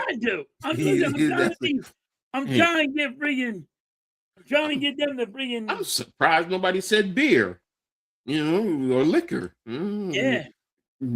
Yeah, so I had all my see, what do you say? I'm playing a video game right now. Playing a video game right now. People don't I drank so much when I was a kid. I only have to drink now. Look, bro. I went to a party one time. They told me to bring the beer. I brought 2 kegs, and I told them, I said, that keg is for y'all. This is for me. And I drank the whole damn keg. You damn right, I drank the whole damn keg by myself. I ain't sharing. And thank you, Leaf. Appreciate you. So, people need to get on that jab. You see, there you go. There you go. Ain't nothing wrong with that Purple Rain. I'm sorry. The Wind Does Cry. So I mean, Purple Rain, Prince, whatever. So I ain't guilty about nothing I do. Ain't no shame in my game. I ain't mad at you, Dave. I ain't mad at you, bro. I ain't gonna lie to you. I keep it real. I'll tell you exactly how I feel. Chad, come on, bro. He's like, I'll play for an hour. If I'm getting my butt kicked, I'm off the game. He's a spoiled loser. Okay. He said it's not guilty, it's just pleasure. Yep. I guilty is pleasure. Football. Yeah, sports, sports is the guilty pleasure. So, it's not not just football, it's just yes, Halftime, you do go too far. So you guys are really told you.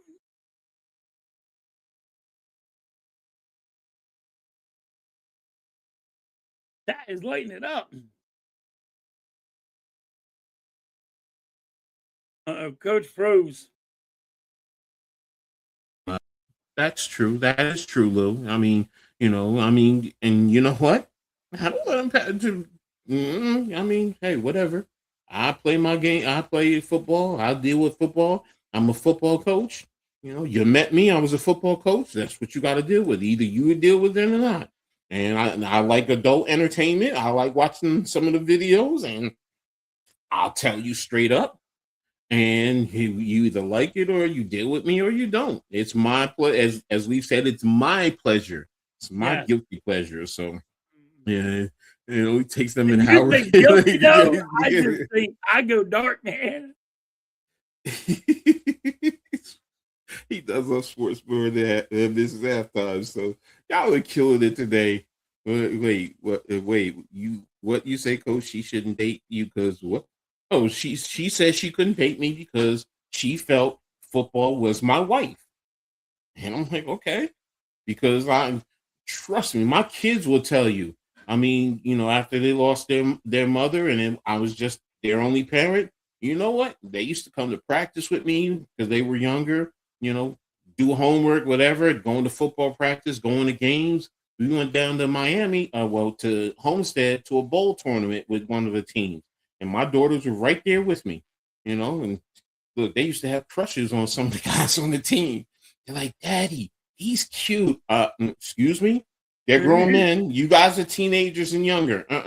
But, my point being, we were traveling as a family. I was dating a female. She loved football and she loved the team I was coaching. So, and she was radical. So she was perfect. So, yeah, bro. And someone really don't like men to have hobbies. True. They want them to be so obsessed with them and invest in them and put them on the pedestal and kiss their feet. Nah, baby, it ain't happening here. It ain't happening here. There's certain things you get away with, but when it comes to sports, you can't deal with it. That's what I say to my wife. Yo, you can do whatever you want. Mm-hmm. Leave me in the sports alone. Exactly. And I'll tell them the same thing. Don't let the doorknob hit you with a good Lord split you. That's all I can say, man. Because when it comes to sports, if one woman tells you you can't allowed to watch sports anymore, you might want to think about that one. Yeah, Nick. Do me, baby. Yeah, that is the song. Yeah. That's a good song. Yeah, it is. Hey, your gamers are female changed. Well, when I was coming up, it wasn't. So, I mean, you guys are getting the benefit. So, I know they're on tour now. So, it's all there. I met 2 girlfriends through gaming who were big gamers. Okay. See, I'm not a gamer because, when I did play Madden, guys used to hate me because, I wasn't losing. I was winning the money, but I was also playing football. And that's the thing. They used to say, you're really playing football. I'm like, duh, the game is football. Yeah, I know the strategy. I know what these teams are doing. You guys just want to throw it up and throw downfield and try and and I know how to play coverage, and I'm going to go down there and get the ball. They're playing 5. It was so funny because one guy that we were playing 5-minute quarters, and I got the ball first. And then I had the ball for about 7.5 minutes. And then when he got the ball, he went 3 and out. And I had already scored a touchdown. And I kept the ball all the way into halftime. And I went down in halftime. 14. I went up 14-0 at halftime. So he literally had the ball the first half for 3 plays. And that's why guys used to hate me. And I got bored with it because it's like, nobody really, they don't challenge me. So Eagles have landing spot for Max Crosby. Okay, and see, I don't think that's happening, but we'll get to the NFL soon. We'll get there. So if we don't see the Magneto costume in Doomsday, I will be pissed.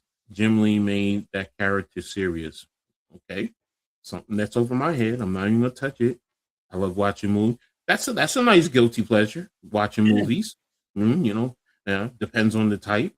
So I love wrestling. I heard the wife of a wrestler say something beautiful. She said, "Okay, sure." There are times I wish I didn't have to share my husband with wrestling, but if I didn't, I would not be getting the full him. I would not see how beautiful he is doing what he loves, and then that's really what it boils down to, right. because it brings out a deeper perspective, and they see.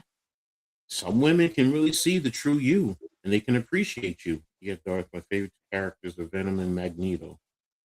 That is perfectly said, Lou. Go Birds. Halftime with So, sub-bowl game. And did I lose? Yeah, okay. My uncles keep asking me, where is my girlfriend? I always tell them, I don't need one, so I don't have to spend money. That's the truth. That's you're gonna find out, dude. Like, I don't need one. Show Wrestlers on Netflix. Great show. Coach, you got to see New Edition on tour. We'll see. We'll see. But great job, you guys, with the guilty pleasures. Great contributions. So that was fun. I appreciate that. So there you have it. So and keep throwing and more in the chat. We'll highlight it and we'll touch on it as we go You guys ahead. are awesome. You guys blew it Exactly. up today. Yeah. So That was really hit the spine, Coach. see, there I you thought go. that was gonna go wrong. Nah, bro. I mean, we all that have. was gonna go wrong. You went better than I thought. Yeah, exactly. I really did. I said, "Oh my God, this is not gonna go good." All right.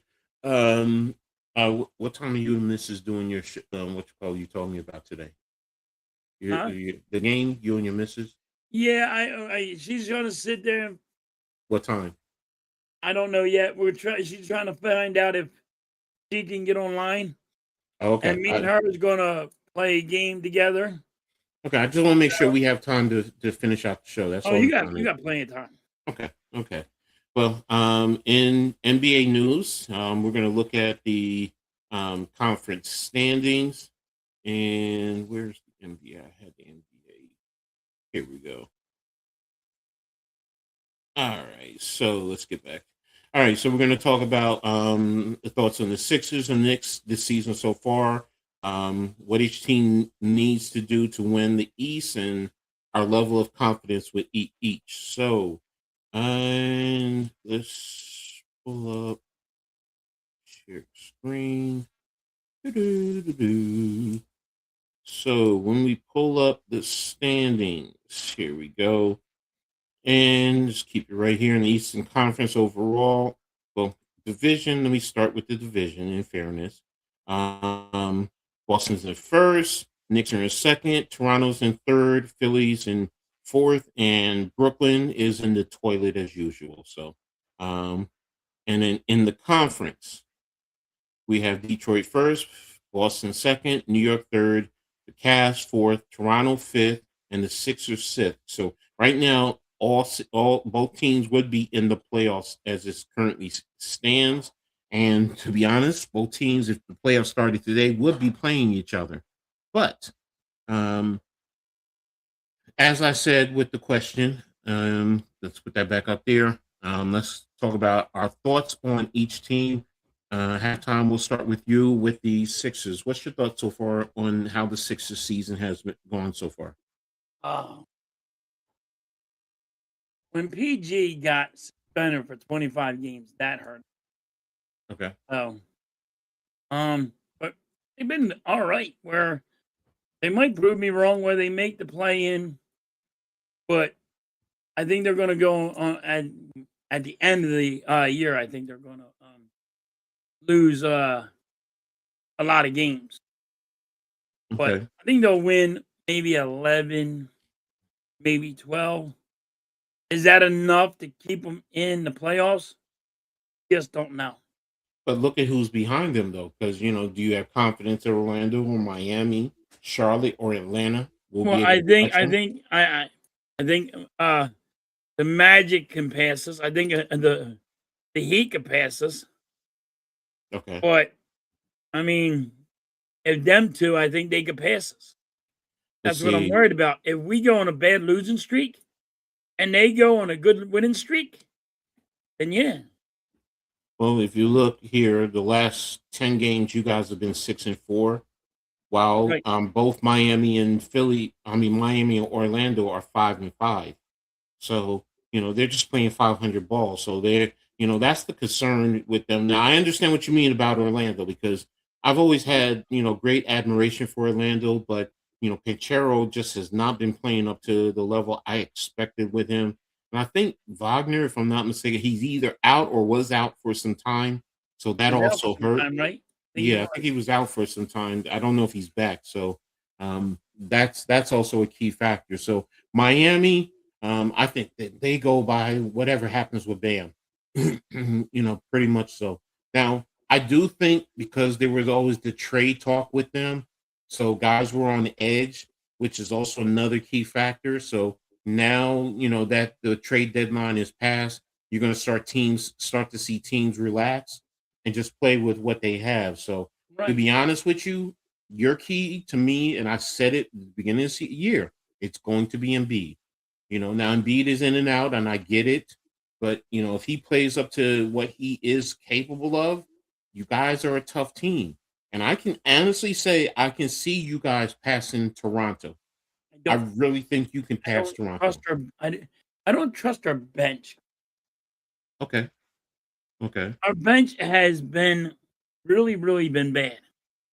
I know a lot of people are going, well, the stats say look at the games. Like Mm-hmm.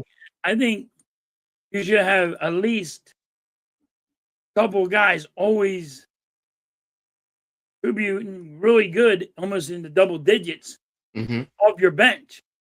Sixers are Mm-hmm. not got that. You know what I mean? Mm-hmm. Now Mm-hmm. since you had Grimes been out, Paul George been out, and you're getting people now. People are going to start missing games, Mm-hmm. and now it's getting deeper in this season. People are going to start missing games, and your bench is not good enough to again take that leap. Mm-hmm. I could Mm-hmm. be wrong, but just think they're going to go. And the way we've been getting our ass kicked, we get beaten by 30 Mm-hmm. Mm-hmm. last game. We got our ass. Well, we looked like we didn't deserve to play, and they blamed it on the travel. Oh well, it's away games, and now we come back and play at home. Mm-hmm. Dude, you live in luxury when you go away. You Mm-hmm. take a Mm-hmm. jet home, you take a jet there. It's not this with this, away games hurt us. Mm-hmm. You're living your lifestyle in freaking hotel rooms that are freaking like, and you get whatever you want to eat. Mm-hmm. And you guys are gonna sit there and blame the freaking away games? Come on. And then when you get home, how about you not partying? How about you actually play the goddamn game? Mm-hmm. Mm-hmm. But you know Uh, what I mean? And I think you're gonna have Embiid miss more games. You know what I mean? but So here's the thing, though. That's why I said The key is Toronto, because do you trust Toronto to stay afloat over you? Because who Toronto doesn't have at least a Maxi on their roster. You can talk about Right, Ingram all you want, but he's not to the caliber of Maxi. So, and right. that's why I say I can see you guys passing Toronto. Now the key is going to be Boston. What's going to happen with them as they go? Do they bring Jason Tatum back? I heard Mitch say that when you come back next Thursday, that he's supposed to be playing. Don't forget, you got to work him in. The chemistry, does it impact them? The Knicks. The Knicks are. Coach, put up the Sixers schedule for the last couple of games, Okay. Here, and we'll go through this. Me and let you me. go through it together. Maybe you're saying something I don't. No, that's fine. Let me. Pull up Philly schedule. Let's see. 'Cause maybe you don't. Maybe I'm saying something you. Now look, you got Atlanta. You're hosting Atlanta. I think you can get that. I think you can get New Orleans. Minnesota Like, might be tough. you're gonna lose Indiana, there. You're gonna lose to the Pistons. Indiana is a toss up. I think you can get Indiana. And look, you play Sunday. Now the back to back with the Pelicans and then Minnesota. So that I think you're going to split. And that's But what I then told Mitch. I said, from Atlanta and New Orleans, I said we gonna win there. But then you're going on a 4-game, 5-game losing streak. I disagree with you. I think you can take Indiana, definitely. Miami, because you're hosting them, is another toss up. I'm gonna say you're gonna take that and lose to Boston. Now San Antonio is gonna be a toss up, but you're hosting them. And then you got San Antonio and then Utah. Utah, you're gonna take care of them. You should be able to beat the Jazz. So But right then now I I mean, have but I got 1, us 2, losing. 3, After 4, New Orleans, I got us losing until we get to the Jazz. 5. Right now I have you have 5 wins. Let me see. Atlanta, New Orleans, Indiana. I think you'll get Miami and then Utah. I San say you're Antonio. going you'll win first two, and then you're gonna lose. You're gonna go on a 5-game Take losing streak. Atlanta. I think you could take Atlanta. Cleveland, no. I'll be honest, no. Memphis, yes. At Detroit, no. Brooklyn, yes. Portland, yes. At Denver, no. Sacramento, yes. Utah, yes. Oklahoma City, no. Chicago is a toss-up, but yes, I'll give you that. Charlotte, yes. At Miami, no.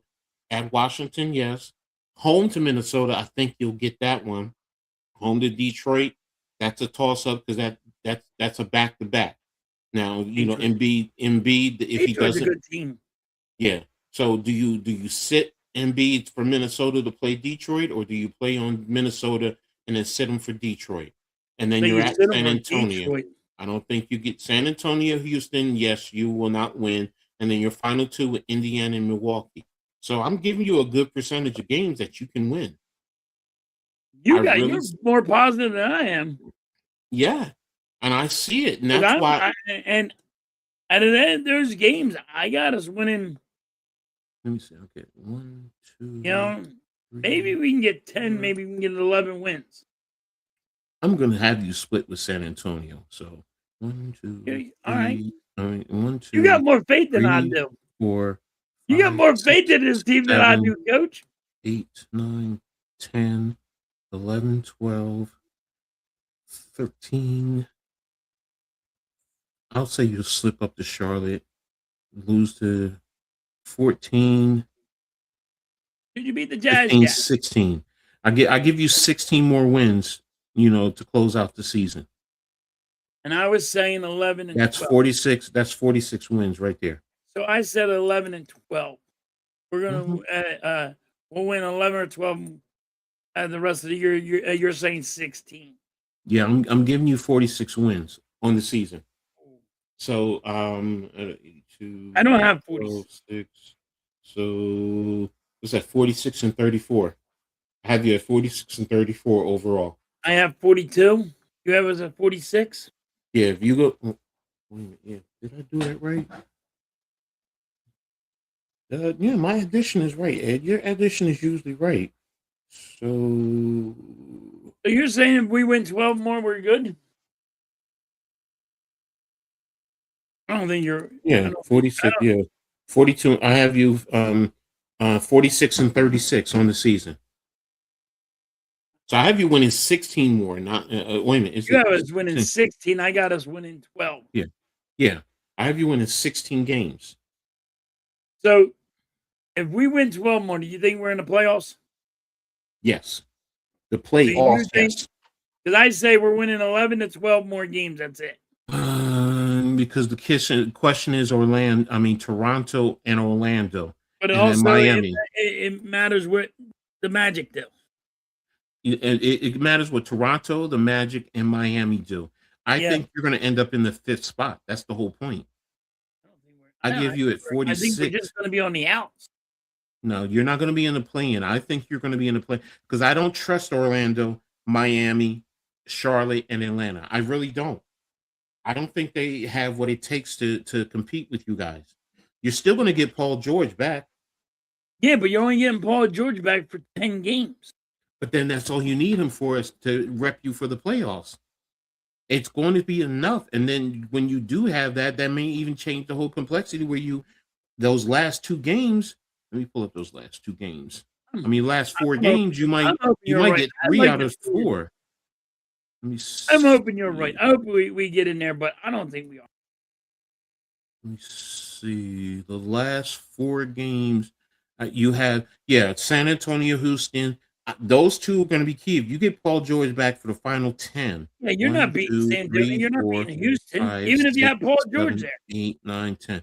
No, I think if you get Paul George for Charlotte, it can change your whole complexion. I had you slip up to Charlotte, but if you get him back for that game, you might be able to get that game. You might be able to get Miami because I thought had you lose in that game. And you might be able to split with San Antonio and Houston. Yeah, you're not beating San Antonio. Yes, you might be able to. The way that they've been playing. But here's the thing: you're talking about how they're playing. Who's guarding Embiid on that team? Because if you put on Wemby, Embiid can still take him and he can muscle him and he can get him in foul trouble. Have you seen Embiid play? No, I said I'm talking about Embiid on offense. Oh, He can get him in trouble, in foul trouble. That's what I'm talking about. Oh, okay. So Yeah, that's that, and Paul George helps your offense. That's what I'm getting at. Okay, I'm not talking about your defense. You might be right. So I'm hoping you're right. If you can, I can only hope you're right. 50 games. If y'all get the 50 games, you're definitely in the playoffs. Well, I'm not even talking about the play-ins. We're not getting 50. Ain't no way. If that's why I said those last few. Ain't no way that's happening. Right now, I'm standing by the 46. I think you guys can get 46 wins. Yeah, I really do. 46. Okay. I was saying, and I got you. I respect where you're coming from. I mean, you see them. I think we're going to get 11 or 12 more. But you're saying 16? If you get 12 more wins, that means you're going to be 42 and 42. And if you're 42 and 42, then that means you're in the play-in. But you're in the play-in. But that depends on where everybody else is up, right? Yeah, but remember, you got 2 games with Miami. You still have Charlotte. You still have Atlanta. Those are teams in the play-in, so you're competing with them. If you're going to say you're going to be 42 and 42, then what is Miami, Charlotte, and Atlanta? Because look where they're at. They're literally what? A game is Miami is 2 games behind you. Charlotte is 4.5, and Atlanta is 5 games. So you're basically saying they're going to pass you, and then we have Orlando. What does Orlando do? That's why I said Toronto ahead of you is key. Because if Toronto, what are they going to do? Let me see what Toronto has to close out the season. All right, so Toronto is at Chicago, at Milwaukee. I think they can split that. They host Oklahoma City. They host San Antonio. Let's just say they lose both of those. That's 2-2. I think they'll take Washington. I think they're going to host New York. So and they already beat New York. Already spanked them. So Okay. then you're at Minnesota. You're going to host Dallas. So I'm going to split there. So right now I gave you 1, 2, 3, 4, maybe 5 losses right there. Then they're at Houston, another loss. New Orleans, I think they went hosting Phoenix. That's a toss up. Detroit, I I think think they'll they'll beat lose. Houston. They're at Houston, so I don't know. So at Denver, at Phoenix, I mean, not Houston. The dude. Suns. My bad. Okay, yeah, Phoenix. okay, yeah, I can give them Not that. Houston. I didn't mean Houston. I meant the Yeah. Suns. So let me see. 1, 2, 3, 4, 5, 6, 7. They lose to Detroit. They can beat Chicago, right? Denver. Yeah, they can beat Chicago, lose to Denver, lose to Phoenix now because that's on the road. Utah, and then you still have the Clippers. The Clippers are a toss up. So right now, Orlando's a toss up. Detroit again is another loss. That's 8. Boston is another loss. They'll split with Miami. That's 10 at New York. Right now, I'm giving them 11 losses. I'm giving them 11 losses, and they are standing at, what are they standing at? 30 what? So they're going to have 11 losses. So that's 44 losses. So they're going to be roughly 40 and 44. So you had like the same thing I got with the Sixers. Yeah, and then that's Toronto. So that's why I said they're key to you guys, Yeah, overviews, so you I'm can hoping pass you're them. right. I would love to see the Sixers make it, but I don't think they Let me are. get caught up. Let me get caught up in the chat too, because let's see. Bruce said hi to both of us. But He Bruce, said, okay, yeah. Females had to start playing video games. A couple of the latter generation guys aren't coming games to have. Okay, no, I feel you. Halftime, I feel good. PG is not going to play any more games for us. He's not reliable and cheated. I think he will. This is halftime. I've been playing video games since Atari. Ooh, Atari's back when yeah, that's back my era. I was the one staying up with my nephews. Okay, playing Call of Duty. Question: do y'all think Calvin really will be? If not, I don't. Haven't touched it. Haven't thought about that. Um, I'd have to go back and look. I right now, off the top of my head, I would say no. What's up, Steph? Oh, thank you for the birthday wish. I appreciate you. Halftime, the Sixers need to play your boy Kyle Lowry. Wow. I played competitively in World of Warcraft with many females, a lot of games. Okay. Okay. So some females have always played video games. Why more females think they have to play is what I was talking about. Question. That's deep. The Sixers like depth coach. That's what it comes down to. Okay, look at your Knicks compared to. Look, I don't know their bench. I know the Knicks now do have a decent bench. So, coach, I meant to ask you, what's your stand on this tanking situation? I don't like it. I've always been, I'm not a one to. I've always been a competitor. And look, you beat me, you beat me. I'm gonna look at the film and figure out what I got to do to improve. And I'm gonna go through everything. I just, if I was a coach in an organization that wants to tank, I'm like, you better as well just fire me because I'm not doing it. I'm not. I just can't do it. And I understand that's the way the NBA is built. I just can't do it. I just it's disrespectful to sports. Number one, it's disrespectful to the fans. It's disrespectful to the other teams that are out there trying to compete and improve their worth. What about, and everybody talks about the Hall of Fame and your status within the game? Are you an elite player? Where's the competition? Where's the competitive drive in you? I'm not one for tanking. yeah, I'm just not. that hurts. Like It I hurts. gamble, so it hurts the gambler too. Yeah, You know what I that's mean? when I It mean hurts the gambler in it.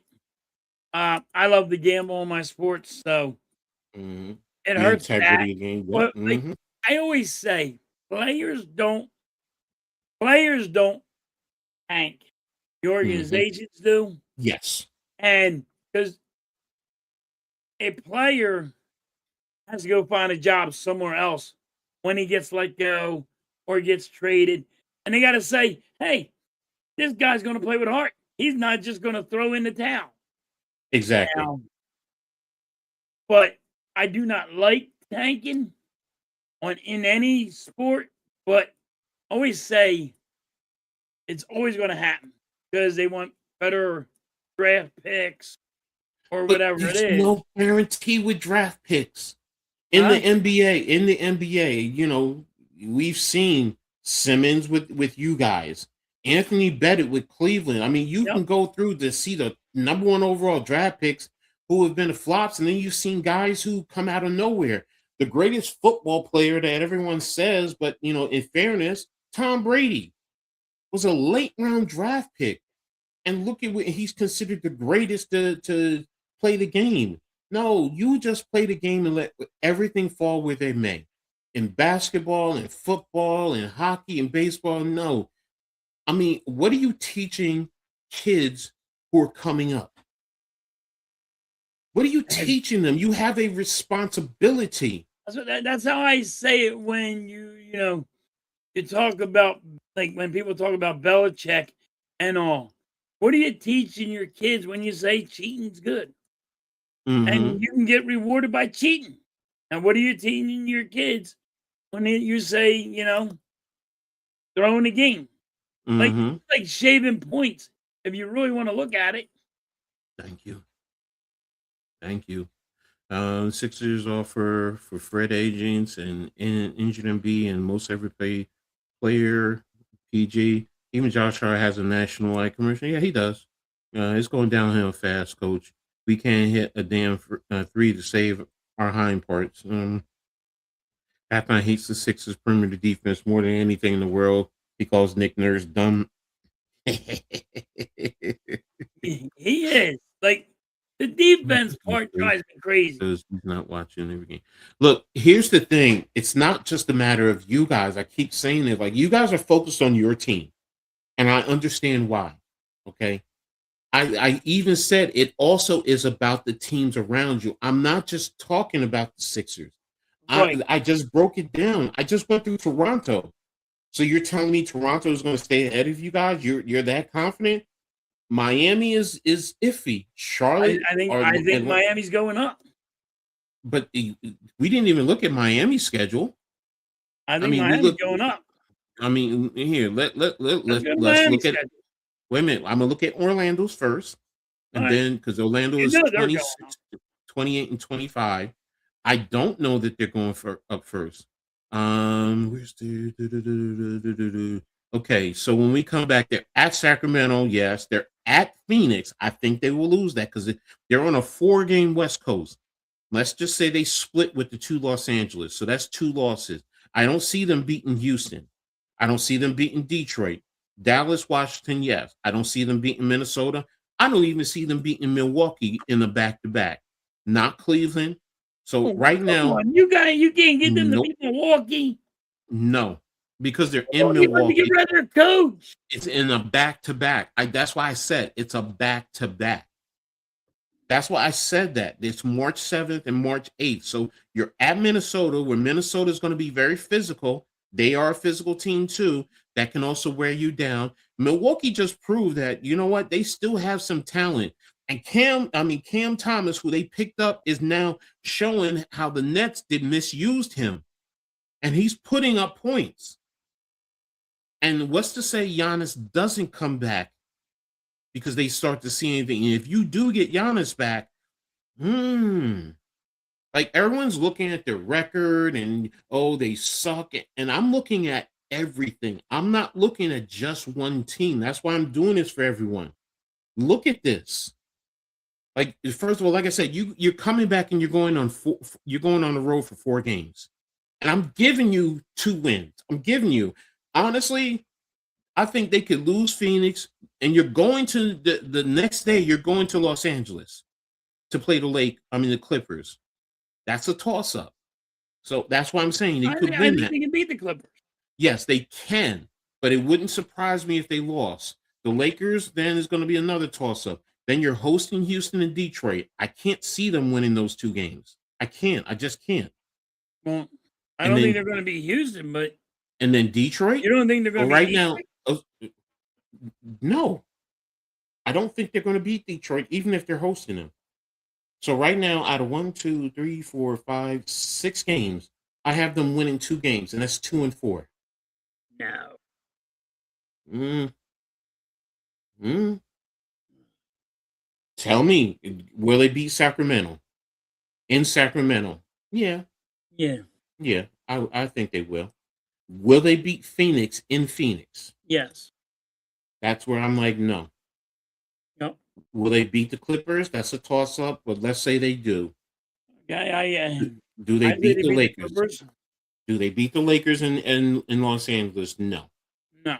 Then you host in Houston and Detroit. Do you beat No. those two? No. But I got them Washington, beating Detroit. I don't. I don't. See, that's the thing. Okay. All right. All right. All right. That's why I'm saying Great. I'm looking at this. I'm in. Like I said, I gave them 6 there. Then they win the next 2. Then they lose the next 3 because I see them losing those 3. You see them losing Washington, Milwaukee, and I have not. no, I don't see no. nobody. I just got this feeling Milwaukee is going to continue to surprise people as we go along. Cleveland they're going to lose to. Washington they'll beat. Miami is a split, but you know what? I'll give them Miami. I'll give them Atlanta. No Oklahoma City. I actually think they'll lose to Charlotte here. They'll lose to Lakers. They'll beat Indiana. Lose to I think Cleveland. they'll beat the Lakers, and I think they'll beat Charlotte. Yeah. Well, no, I think they'll lose to Charlotte, Because and the then Hornets, they're just. but the Hornets are loose, and they're still fighting for the. And these teams are fighting for the play in to get into the playoffs. So that's why I'm like, So okay, this. they're looking to. They're fighting too. Yes, that's why it's like, okay, these games have meanings. I'll give you Los Angeles. I'll give you that. They'll Okay. win. They'll win Indiana. Lose to Cleveland. Beat Sacramento. I think they'll lose to Toronto. I said it earlier. They'll beat Phoenix, Atlanta. Dallas. They'll beat. Well, you know what? I'm gonna say they're gonna slip up one of these 2. And maybe they do get Detroit in this game, but then Minnesota, I don't think. Chicago and Boston, they're splitting. So what my whole point is, they're right there. They're right there. They're battling. I have the what you call it up. I'm sorry, guys. So for me, it's a toss up. It's a toss up. You know, if they can be right there, can they catch you? And again, it's what Toronto does ahead of you. I just showed you. I think Toronto is going to drop, and you guys are going to pull up over them in the 5th spot. I just don't think that's happening. So, let's see. Knicks is saying 39 and 30 and 43. That's what your record is going to be. Knicks fan with Mike Brown as head coach won't have much faith soon enough. We're going to get to them in a second. You're way too high on them. Watch them play. Again, Nick, what about the teams around them? You think these other teams are just going to jump over them in the way that they and beat the teams they like? You're only focused on the Sixers, and I get it, but I'm saying to you, look at the other teams. And he can't stay healthy enough to run. Well, you guys are talking again. You guys are all talking about the Sixers. You're talking about the Sixers. I haven't seen anybody say anything about the other teams. Like this is a league. This is not just about the Sixers. What are the other teams who are competing with you for the playoffs and the play-in going to do? Playing is beginning to get rid of PG. Okay, that's an interesting one. And when that there's some Eagle talk. Eagles draft the guard, tackle, tight end, wide receiver, cornerback, safety. Okay, those ain't going anywhere, unfortunately. Okay, see, draft OT. We said that. Okay, so there we have it. So again, I guys, get what you're saying, Coach. You're looking at everybody, and you're thinking, yes, but we're looking at the Sixers are not. You got way too many wins for the Sixers. Then but they're and going to come up. aren't some of these against some of these teams you're competing with? Atlanta, Yeah. Charlotte, Miami. Yeah. So But I'm just saying, you got more wins than Okay. Everybody Let, else let, says they're gonna. and I get it. You guys see Philly every day. I get all that. Okay. But my question to you is, let's take it this way. What's up, Cave? Thanks for tapping in, bro. Appreciate you. Um, and, if we do, you guys think you guys head to head can beat Toronto? That's a good. That's a good question. I'm going to take you to all those teams that you're dealing with. Do you think you can beat Toronto? What about Orlando head to head? Do you think you can Do I beat got Orlando? MB when I got Toronto? Yeah, I'm giving. Take whoever you want. You put in who you want. I got Embiid, me. Paul George.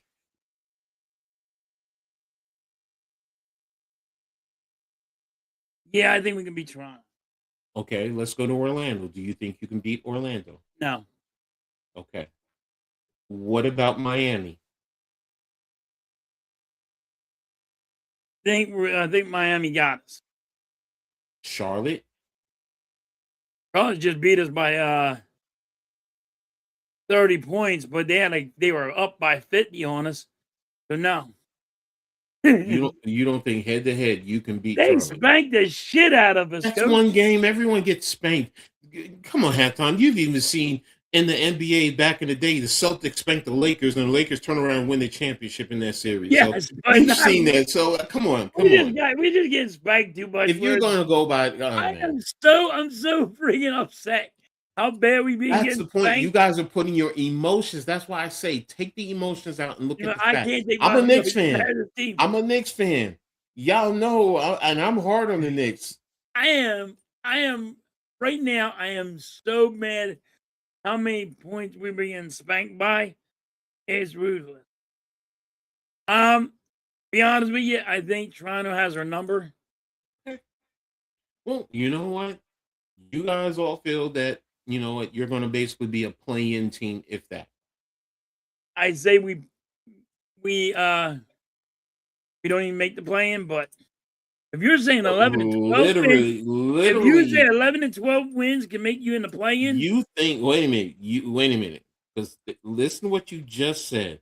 You don't think you're going to even make the play-in?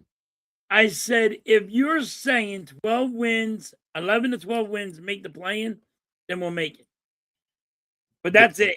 We're Okay, only getting 11 or 12 wins. so 11 wins. You guys get 11 wins. That's 41. Atlanta is at 26 wins. So right now, for them to go over you, they need to get 12 wins Yeah. alone. And that's every team. And then on top of that, you got to talk. You're talking about Chicago because you said for you possibly not to make the play in. So now, Right. and that's on 11 or 12 wins. Well, I was quoted in the beginning of the year. I said we're not making a play-in. I don't want people to sit there and say, "Oh, he changed his mind." So I'm saying, Oh, you can change your mind based on what happens with the product. Things change. To change. but I got 11 or 12 wins for the rest of the season. Okay. So if that's the play-in, then we'll make the play-in. But then we'll be one and done. Okay. I see you guys. You Like got I more. said, I love you, coach. You got more it's faith in it's the it's Sixers. not just it's see you guys are making it about the Sixers, and I keep saying it's not about just the Sixers. It's not. I I get have it. more faith in the You're going Sixers. all the way around. I'm Toronto. I don't And trust you say Toronto. everybody else is Or- going to drop and the Sixers are going to go up. yeah, it's like Orlando. Anyone who knows me, Cave will tell you, I have always been big on Orlando. I thought they have all the tools to really be in the top 5, maybe 6 in the conference. But this year has been a major disappointment. Injuries have been a problem, and I haven't been watching them. And I've heard a little bit about questions on some coaching strategies on a few games, which is normal. But Orlando has some of the tools, but losing Wagner for a while, that hurt. So again, it all depends. Like I said, Toronto, I don't have faith in Toronto. They just don't have that it factor to close it out. And Brandon Ingram is a good player. RJ is inconsistent. quickly. I mean, if you go through the roster and you take a look, I'm just not. I'm but more. Maxey alone can dominate the Toronto Raptors by himself. That's why I'm like, okay, Edgecombe, I understand is inconsistent, but he's a rookie. And I Right. understand what you're saying about your bench. You guys, they really don't have a bench. Embiid, you're not confident because he really is playing on one leg. I get all that. I still think with everything that you're talking about, Toronto, you can take them. Orlando is okay. You want to say cool. Miami, and then same factor is you're playing as most of these teams head to head. So it's like, Miami, okay, you want to say you split the games with them? Okay. Charlotte, okay, they beat you big previously. Okay. But now if that doesn't incentivize you to come back and say, you know what, you got that one. All right, we're gonna get you this one. Atlanta shipped everyone out of there. So come on. So it's like you're in a position to get 5, 6 in that range. Now, if you're talking about top 4, no, I don't think you guys are making the top 4. I'm not saying that. I will never say that. Okay. You guys are right where I think you're going to be, 5 to 6, and everything is contingent upon what happens with Toronto, Orlando, Miami, and But maybe you're Charlotte. not Hmm? sold on the Sixers. You're just saying everybody else is going to go down more. I'm You're not going to lose a sold little on bit more what's games. around the Sixers. Yes, You're looking know, at around the Sixers. yeah, I'm looking at everything. I'm doing the totality of everything. So, let me get caught up. I think the Sixers make the playoffs. See, he said playoffs, not the play-in. Coach, Sixers probably have the again. You could say all that. I think they are better than the Hawks, Orlando, and the Hornets. I think they're better than the Hawks. Orlando and the Hornets are a problem. Okay. What's up, Blaze? Thanks for tapping in, bro. As always, man. I hope you had a great stream. Coach seems to have more faith in the Sixers than the Knicks, and that's the Mike Brown effect. We're going to talk about the Knicks in a second. Besides Grimes, they don't have any scoring off the bench. The damn bonus sometimes. Okay. And you're putting everything on your bench, but again, like I said, We use our bench is so weak. okay, and that's fine. Look, you guys may all be right, and I end up with egg on my face, and again, No, it's it's not that I probably have me. I'm the dumb motherfucker over here. I don't know. no, it's Maybe not you're that I right, have, Coach. and I'm please hoping don't. you are. I will say this: don't say I'm saying I have faith in them, the Sixers. It's I'm looking at everything around. You're looking at everybody else dropping drastic. Well, the way that things have been going this whole season, do I think Toronto's going to stay up there? And we just went through their schedule, so I looked at their Right. schedule. That's another reason why I'm like, okay, I just looked at Orlando, so it's like, okay, I looked at Philly, so it's like, all right. I mean, if you stay at 6, you're right where I'm thinking you're going to be. 6, maybe 5. That's it. You're right. I But really am. again, can you? I'd rather be us in the play-in and playoffs than not The being play? involved. Yeah, exactly. But do I trust this? And I get it. I get it. I get it. You've I get it. as long as you've been punched in the face, as long as we have, Yeah, I get it. I nothing's get going to it. go down. You get punched out. You get punch drunk, and you're apprehensive, and you flinch when somebody flinches at you. I get it. Yep. I get it. I get it. That's how I look at it. It's like I'm not going to sit here and not think that the Sixers are going to wake up already.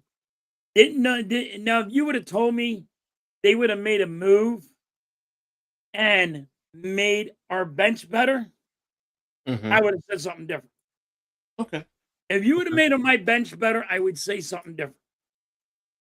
Okay, that's But fair. my I mean, bench is so weak. that's fair. You got to put them into the equation. So A lot of you your bench is better than ours. We got Grimes over there, and right now, you got to move him up because PG's out. I think he's out for 12 to 15 more games.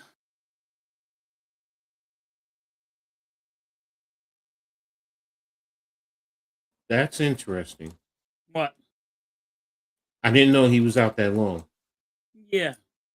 At the end of the year, when he comes back, there'll be like 11 games where he can play. That's it. Okay.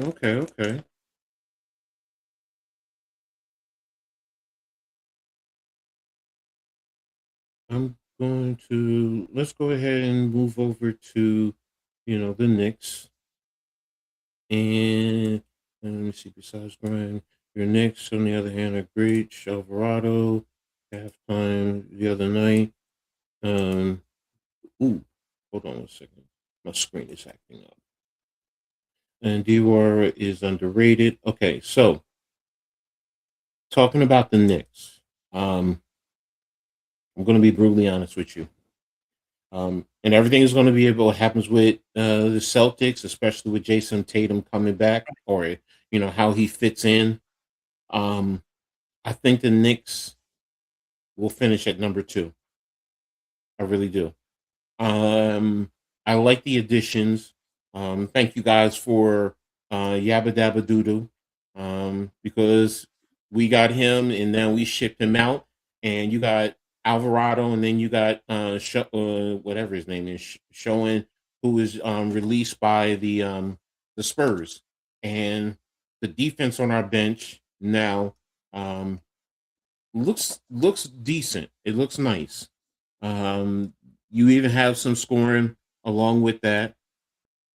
I'm not expecting Alvarado to play the way he did against you guys. I'm just not. But he's going to be a key contributor. He dropped 30 on us? No, it was 26. He had 8 3-pointers. He was he abused it. Yeah, but again, I mean, do I expect that always? No. I mean, they also, the loss they took to the Pacers, I mean, was unexcusable. Right. I mean, so they have their moments. So, but they have the ability. When they come back, they're hosting Detroit, and that's going to tell me everything I need to know. They've been spanked by Detroit all season. They lost by 118, 180. And where's the other I don't know. If Detroit Alvarado game? plays like he 121, if he did 90. against the Sixers, you guys are gonna win that. That dude's on fire.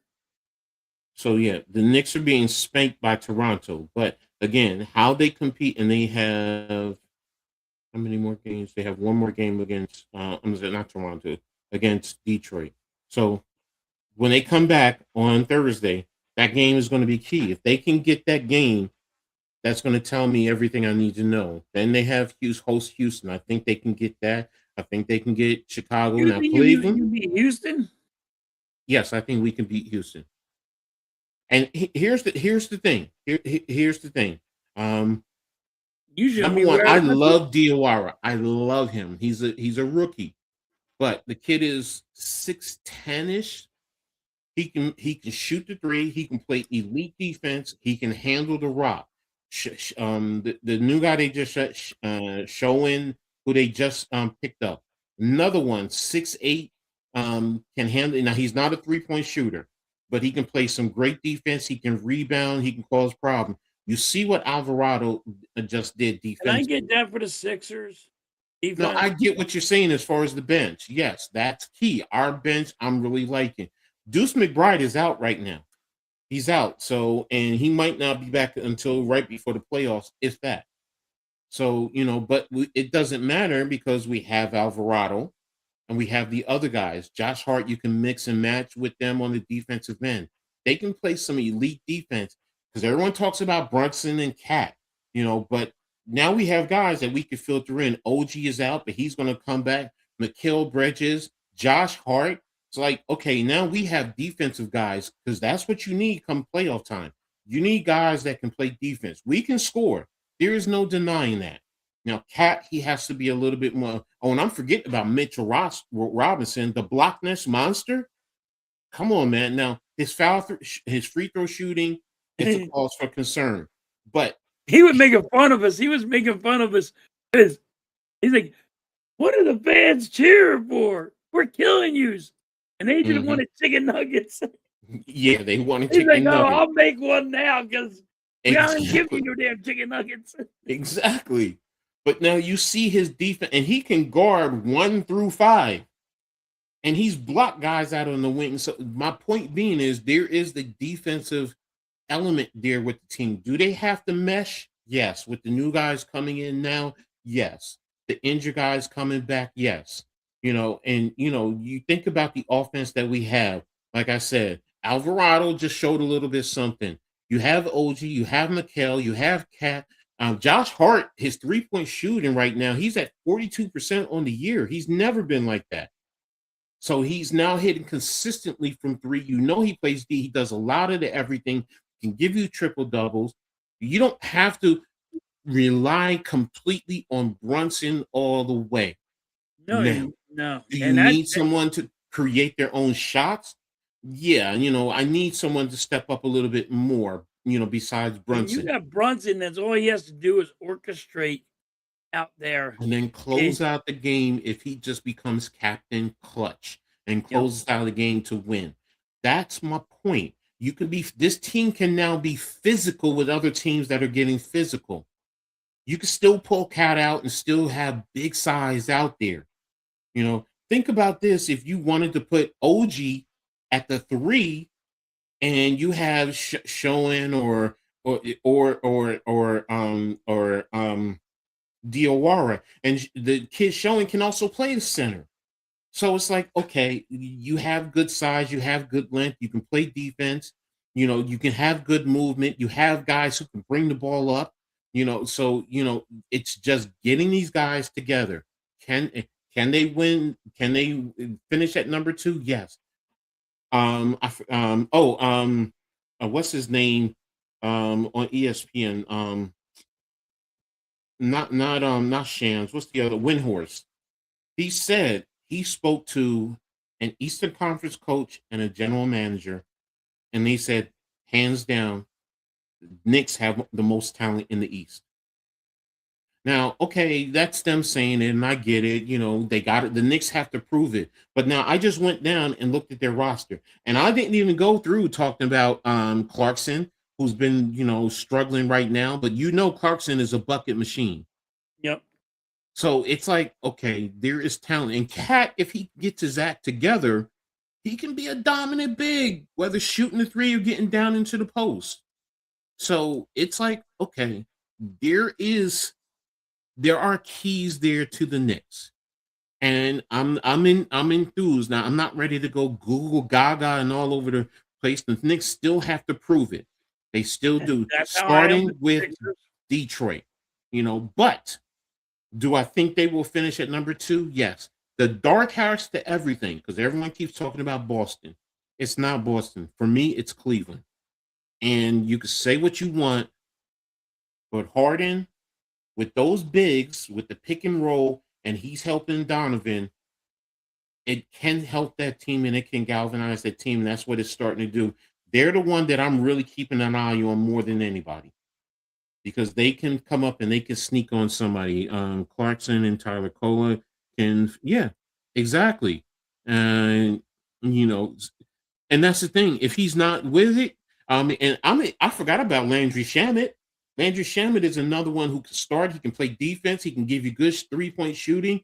So it's like we have depth now. So as the Rockets winning it all this year, even though the Knicks are even better than this year. That's why when you said to me, you asked me about the Rockets. Yeah. Okay. Yeah. I got you Houston Rockets winning it all this year, but exactly. That was in the beginning of the year. That's when whatchamacallit got hurt. But I still have the Rockets. Blaze. Well, look, if it wasn't for him, we wouldn't have been able to get Alvarado in this show and Shane, however you say his name. So yeah, thank you for him. And we shipped him we didn't use him right. We shipped him to Chicago, and look what we ended up with. So I mean, it's like, okay, hey, there you go. So, I appreciate what is here on this team. I also like Brown more than I do Tibbs. And Tibbs is a great coach, a phenomenal coach. He got us to where we are, but can he get us over the hump? Brown is going to have to prove it. I get it. He hasn't done it when he's had, when LeBron was in his prime. I get it. But this team is built around Brunson. They take Brunson's mindset when they go out there and they play. So, and they produce. Now, like I said, Detroit wants to prove that, last year was an aberration and they're going to bring it. And I get it. Brunson loves it that all he has to do is now facilitate out there. You see him? He's like, dang, you got to go to work. Yes. I mean, against you guys, he had 8 points. He had 8 Only points 8. against Only 8. He had to you do guys. none. He was just sitting there Exactly. facilitating. But that's my point. And Nick Hockporty is okay, but he's still young. He's developing. He has the tools, but he's still developing, man. He's only in his second year. He really is. So if he would just hone in more so on the defensive end of rebounding, I think he would be a lot more beneficial. But we'll see. Has the Rockets win it all? Mrs. Hathaway may be the real she may be the real sports talent. Jameson, I'm like, look, you got guys who are on the bench who are, they're on the back end who we got a number 1 overall draft pick who we haven't really used. And what's his name? The French kid. I forgot his name. Haktua. Haktua girl. So again, the Knicks 1 through 15, I think they have the most talent in the East. So yes, we are deep. But the thing that comes together is how do they develop? How do the new pieces fit in? How do they accept their roles? Thank you, Nick. Dadier. Pacome Dadier. So there you have it. It's and I wish Cave was here because he does all the Knicks games, so he could tell you a lot more than I can because I don't get all the Knicks games. So, but yeah, the Knicks, they have depth, and it's just a matter of them putting it together and then getting ready for the playoffs. Boston is still going to be a tough one, and let me see the rest of their games. You still have Toronto, Oklahoma City. That's going to be a big one. Wednesday, March 4th, the returning, then you still go to Denver, the Lakers. Look at that. 1, 2, 3, 4, 5. We go on a 6-game road trip.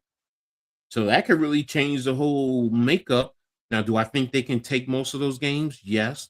Denver's going to be tough playing in Denver. We already beat Denver, but Denver's probably want to, show and prove. And we're going to Denver after playing Oklahoma City. So, we still play some tough teams. Golden State comes to us. Indiana, New Orleans, Charlotte, Oklahoma City, Houston again. Boston, Toronto, Charlotte to close it out. So, I can see the Knicks winning roughly 50 to 55. I'll give you 54 55 games. I'll give us that. So, but we'll see. We will see. Dandara Supercat. Daddy, he is decent. He's still developing, man. So, you should be very encouraged about your team, though, Coach. I am. So you have the tool. I just need, because one of the things that frustrates me is Towns. He's doing a Julius Randle. And that's what I say when Julius used to be here, where he would sit in the back end after a play complaining to the refs instead of just getting your butt back on defense and playing. But, I mean, look, he's getting you 20 rebounds, double-digit rebounds. Player now? Yeah, but every time. No, it's not the complaining. It's that they all complain about complaining. It's the complaining is fine, but if you're staying in the backcourt or you're taking your time to yell at the referee instead of just getting back up court to be there for your teammates because you're putting your teammates in a disadvantage. He's always driving the lane and falling. It's like, yo, bro, you're too big and too strong to be doing that. You're trying to draw a foul where just play the damn game. Just play it. So, and if a foul happens, it happens. Stop looking for the foul. Just play and then keep it going. I figure that's how it is, all over, though. Yeah, they're all looking for the They'll get the puck. Oh, give me the foul. Yes, of course they do. You trying to influence the call, and that's part, bro. That's every sport. That's football. That's Yep. That's basketball. I basketball. mean, That's hockey. they all do it. So you just got to play through that. My point is not putting your teammates in a disadvantage because you're back here or taking your time to talk to the referee coming up the court instead of just get back, help your teammates out Back in the game. during a timeout. If you got to go talk to an official, fine. Do what you got to do during some type of break. Do that. Why this? Why that? I'm cool with that. But when you're putting your teammates at a disadvantage, you're hurting the team, as opposed to, just get back there, play your game. He needs to be better at his 3-point shooting. He's not where he normally is. So, I mean, he's around 20, 21 points a game, where he's normally 25, 26 points. Come on, we need him up there, so, and that's my point. If you can do that, if OG can still give you 17, Mikel can give you 15-ish a game, Landry, Josh Hart gives you the triple double, can give you about 14 a game. Offensively, the Knicks will be fine. And then with your bench, and now Mike Brown can, mix guys up, play defense, match up with other teams, force other teams to match up to us. It does so much. It does so much. So, and like I said, this closing stretch is going to tell me everything I need to know. Can they get themselves into serious playoff contention and ready? And these guys are hungry, and we'll see as we go forward. So, but overall, yeah, I'm not doom and gloom like I normally am with the Knicks. Y'all know me. I normally am. You're up on them. You should be.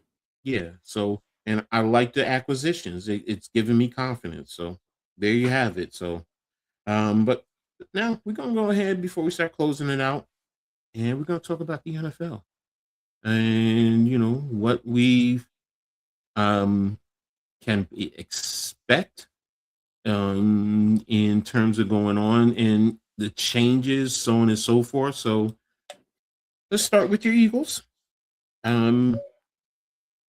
As a whole, first of all, as a whole, the whole season, the whole league, how do you think it was as a whole with the league? The league? Yes. The games played, Seattle winning the championship, but I thought Seattle was going to win. I thought it was going to be Seattle and Denver. Okay. Since Bo Nix got hurt. Mm-hmm. But it was entertaining NFL. Okay. It was very entertaining. Love the NFL, but I like defense, and everybody did decent. Even the Giants did decent. Panthers have shocked everybody. They have stepped up. Mm-hmm. There's teams that you thought were just always going to be garbage, and they stepped up. So teams are actually starting to get better. And where you always thought, hey, the Panthers are going to be bad. The Tennessee Titans are going to always be bad. Teams are pulling out some wins that you're like, wow, they actually won that game. Mm-hmm. Like Jacksonville Jaguars. But it went. This year was actually good for the NFL, I thought. I agree with you. The overall play and a lot of the things that happened, the storylines. Yes, we had 10 coaches lose or there were 10 new changes in terms of head coaches. So that was unprecedented. That's always the number. Why are people shocked? Not 10. It wasn't 10. It's normally 8. It's 7, 8-ish, but 10 was a little bit more. Two of them, you were like, no one really expected Baltimore, to be honest. No, that was a shock. The Pittsburgh was like, could it be could they separate? That was a toss up. But everybody was shocked the Bills getting rid of their coach. Yes. So again, there were some surprises there, but overall, the play was exciting. I like some of the defensive strategies that I saw going forward because I'm a defensive guy. But yeah, overall, I thought it was good. The Super Bowl, I know most people didn't like it. They felt it was boring because it wasn't a lot. I like the defensive strategies. The Patriots, look, say what you want. No one expected them to be there with a second-year quarterback. No. He's second youngest to make it there except after Dan Marino. So that's high praise right there. Yeah, but So did you think it was because they had an easy schedule? the schedule is what your schedule is. I It's not about understand that, that. but No, I don't go based off of that. I don't. it's an You, easy you schedule. because it's always like that if you really think about it. The lower when you are at the bottom, you always play an easier schedule. Right. And it's just that because they made it to the Super Bowl, it really opened everyone's eyes. But if you go back and you take a look year after year, there's always a team that was, the year prior, they were, at the bottom, and they either made it to the mid or they're right there fighting for the playoffs. So to me, it's like, all right, they exceeded expectations, yes, but not just based on their schedule. I mean, it was a lot of other things. Yes, the other teams knock each other off. The Denver losing Knicks, yeah. But okay, if they didn't lose a game or two, they could have ended up hosting, and it still would have been the same thing. So your schedule is your schedule. I get it. The Jets and Dolphins in their division. You might want to argue excuse their whatchamacallit. But if that was the case, then not trying to be funny, when you guys won the Super Bowl, you can make the argument because, oh, well, Dallas and the Giants at that time, they weren't really good teams. So it's like, you play who you play. I mean, in the NFL, realistically, everybody is fairly good. They really are. Now, is it about coaches' strategies and injuries playing a role? And some coaches, are buffoons in the way they coach the game. Yeah, but I just, I'm cool. I'm cool with it. You know, Again, like I said, and I'm more analytical, and I get it. The average I fan can't wants I excitement. can't stand analytics. No, when I say analytical, I mean I look at the for example, if you're in a plus territory and a minus territory, are you in the left hash right, the right hash mark? What personnel group in? What is the defense in? What time is on the clock? That type of thing. I'm a coach, so Right, I'm dissecting it. That's where my analytical aspect comes right. from. So I don't fan like all of you guys. I don't. For example, I'm not into fantasy football. To me, it's idiotic. But I get it. You guys like it, and it's what draws people in, and I want they're engaged. money, damn it! And you want It's money, not yes, fantasy football. I get it. So, but for me, it's about looking at the X's and O's, the coaches, the strategy, the techniques that are being taught. What type of technique? What type of counter are they using? Where they're lined up? Like I'm telling you, and I always tell people, you don't want to watch a football game with me live. You don't. Like I stream games, but if I can sit down with a remote control and with a game on, and that's what I was doing with the Super Bowl. The Super Bowl for me ended about an hour after everybody else No, because I was sitting because there you're, 'cause rewinding. you're rewatching hmm the great I'm defensive pausing. plays I'm that was looking at the happening. offense, what was happening. I was like, I was at a Super Bowl party. I'm like, dude, did you just see that? And they're Mm-hmm, like, I'm like, and like, you know, there's mm-hmm, women there and all. They're like, mm-hmm. I know they're explaining what just happened, and they're All like, right, Nick. look how fucking he gets.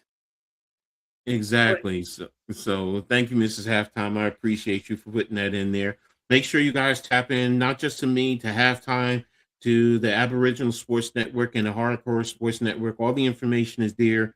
Links are in the description. Always some great content from everyone. So I appreciate all the support. Jay says Raiders finally pulled through and took care of business, drafting around 6 every year for about 20 years. Wasn't working. First should help. We'll see. We'll see. So NFL, yeah, made the schedule that was on them. So, but the schedule is the schedule. Like everyone looks at, your record, and you need other things. Things change. Add players. Look, they brought in other players that weren't there last year that yep, contributed. So I mean, it's more to just the schedule. So yes, and they brought in the right pieces. yeah, so because remember they had the money to do that. So that's why to me it's not only about the schedule. I mean, I get it. You want to say they played a softer schedule, okay? But It happens all the time. Even the yeah, Giants winning the Super Bowl. That's how they got in because it was a soft schedule. And they Yeah, got in, snuck in, and won. They won the Super exactly. Bowl over it. Look, I remember when the 49ers blew out the Chargers that one year, and the Chargers were supposed to be some great team, but they got blown. Was it 55-10 or something like that? Something like that. Yeah, so it's like, your schedule is your schedule, but what happens during the course of the game? Injuries to your Yeah, team, to injuries the other. happen. Yeah, so I mean, it's a molded. And look, everyone thought Buffalo was going to win that division. Buffalo, you see that they fired their coach. They're blaming their coach because they didn't play up to standards. So it's not just about the schedule, How like do I you, did with the basketball. It's dude, everything. how do you fire that coach? How Mhm. he built, hold on, now how he built Buffalo, and you fire that coach? He built Buffalo's team Mhm. awesome, Mhm. and you hold him responsible? Mhm. I will Am I always say, wrong on this coach? no, I'm with you. He You built know, that team. He built he that he team was that he strong. look, they're saying he's Every not year good he's in enough. the playoffs. It's like Andy Reid in Philadelphia. Get rid of him. He goes somewhere else. He's going to go win a Super Bowl. Yeah, exactly. John Z, they both should be in first ballot. It's a travesty. It's a joke. It's why I stopped really being Google Gaga for the Hall of Fame. I don't even watch it anymore. I don't watch the Hall of Fame presentation. I don't. I'm like, you know what, it's BS right now because it's all about, favoritism and, you know, in a sense, what the fans say. It's not about what you did to the game. I mean, Bill Belichick, for anything for whatever, for him not to be first ballot, come on, I, man. I don't. I had to disagree with you. I don't think No. he should have been a Hall of Famer, first ballot Hall of Famer, because he cheated. What are you teaching your kids? It's okay to cheat, No. lie, Okay. steal, and Okay. cheat. This Guess is what what? we're teaching our kids. No, Though, no, no, too. no. You okay, Like I when get what you're like saying. when the NFL was No, he back got in the caught. day had a He standard. got he got caught at halftime. Because I'm telling you from experience, I'm telling you, every team, like the football situation. Do you know that I've been doing that for years? But taking some air out of football, Yeah. putting more in because my quarterbacks Yep. wanted more, wanted less. Yep. So all of this, deflate gate, that's bull. Phil But when you're Sims. videotaping a walkthrough, and what are you videotaping is Okay, the okay. plays that are going to go happen in a Super Bowl, and you're video That and you're okay. stealing and you're stealing the playbooks. Hold on, and you're Mhm. stealing headsets where you can hear somebody's play, and like if and like you would say, other teams do it too. You got caught. Exactly. And now here's the thing. This is why You I'm were saying. reprimanded, and you got There, caught. but now you just said it. You were reprimanded. You paid the penalty. That's my point. It But that did takes you away from the Hall of Fame. no, no. See Oh, what it yes. is. Those, You're telling little those kids certain that ones. it's okay to lie, steal, Nah, and cheat. no, that's not it. I don't see it that way. I don't. I don't see it. Look, the point I'm making is just like someone who sold drugs out on the street. And then you go to jail and you do your time and you come back out and then you're constantly harassed by the police just because of that. You're But not giving him a fair opportunity to make amends. you He made did. amends. But, No, he you made. did. Because when he got caught cheating, stealing the headset, he got reprimanded. He got fined, right? But that's the And point I'm then it was another making. year. He got caught stealing the playbook of Miami. Then he gets caught stealing and recording the video of the Super Bowl of the Rams. And now he gets caught again for stealing, cheating, lying, Nah, cheating, and I stealing. don't It's see it like that. I like, don't. when is it gonna be? Hey, this guy went from the Cleveland Browns, got his ass fired, went to the Patriots, said, I ain't getting fired no more. I'm gonna lie, steal, cheat, whatever it takes to win the Super Bowl. Mm. Yes, is he a great defensive I coordinator? respect you. I respect your opinion, and I fully support your right to your opinion. I just don't agree with it, and I guess we got to leave it there because Everybody can do. We all yeah, can disagree because to agree. We still you love each you are other. strong with yours, and I'm strong with mine, But and I'm looking. you think it's okay to lie, steal, and cheat? That's not what I'm saying. I said he paid his penalty. So you're double jeopardying him. That's what it is. And the one But there's Barry been Bonds paid for his. there's Why been is he already not in the reports that Hall of they all Fame? said it. You know, they felt he should have got more penalized with more money and suspended. That's why he's not being in. Oh, really? So you're the judge, jury, and executioner. You're not allowing the NFL to make the decision. You're saying, well, because the NFL didn't do enough, I want to do more. No, Now, that's BS. with the Hall of Fame, Mm. this is what I It's a disagree joke. with. Hall of Fame is a joke. It is a joke because it's fucking reporters, and the Yes. reporters should not be voting. No. It should be the Hall of Famers. Now they get a paycheck every month. Let them do a job. Let them vote, and only the Hall of Famers are That's allowed fine. to vote. I'm with you with that. But The, you the know, coach, all this the, other the stuff. coaches and the owners that are in the Hall of Fame, the coaches that are in the Hall of Fame, let them vote. I'm fine with that. I'm fine with that. And then if they say Belichick is in, I'm still going to bitch and complain But that he lies. like I said, I just have an issue with that. I mean, everybody lies, stealing shit somehow. yes, You bro. get pulled over.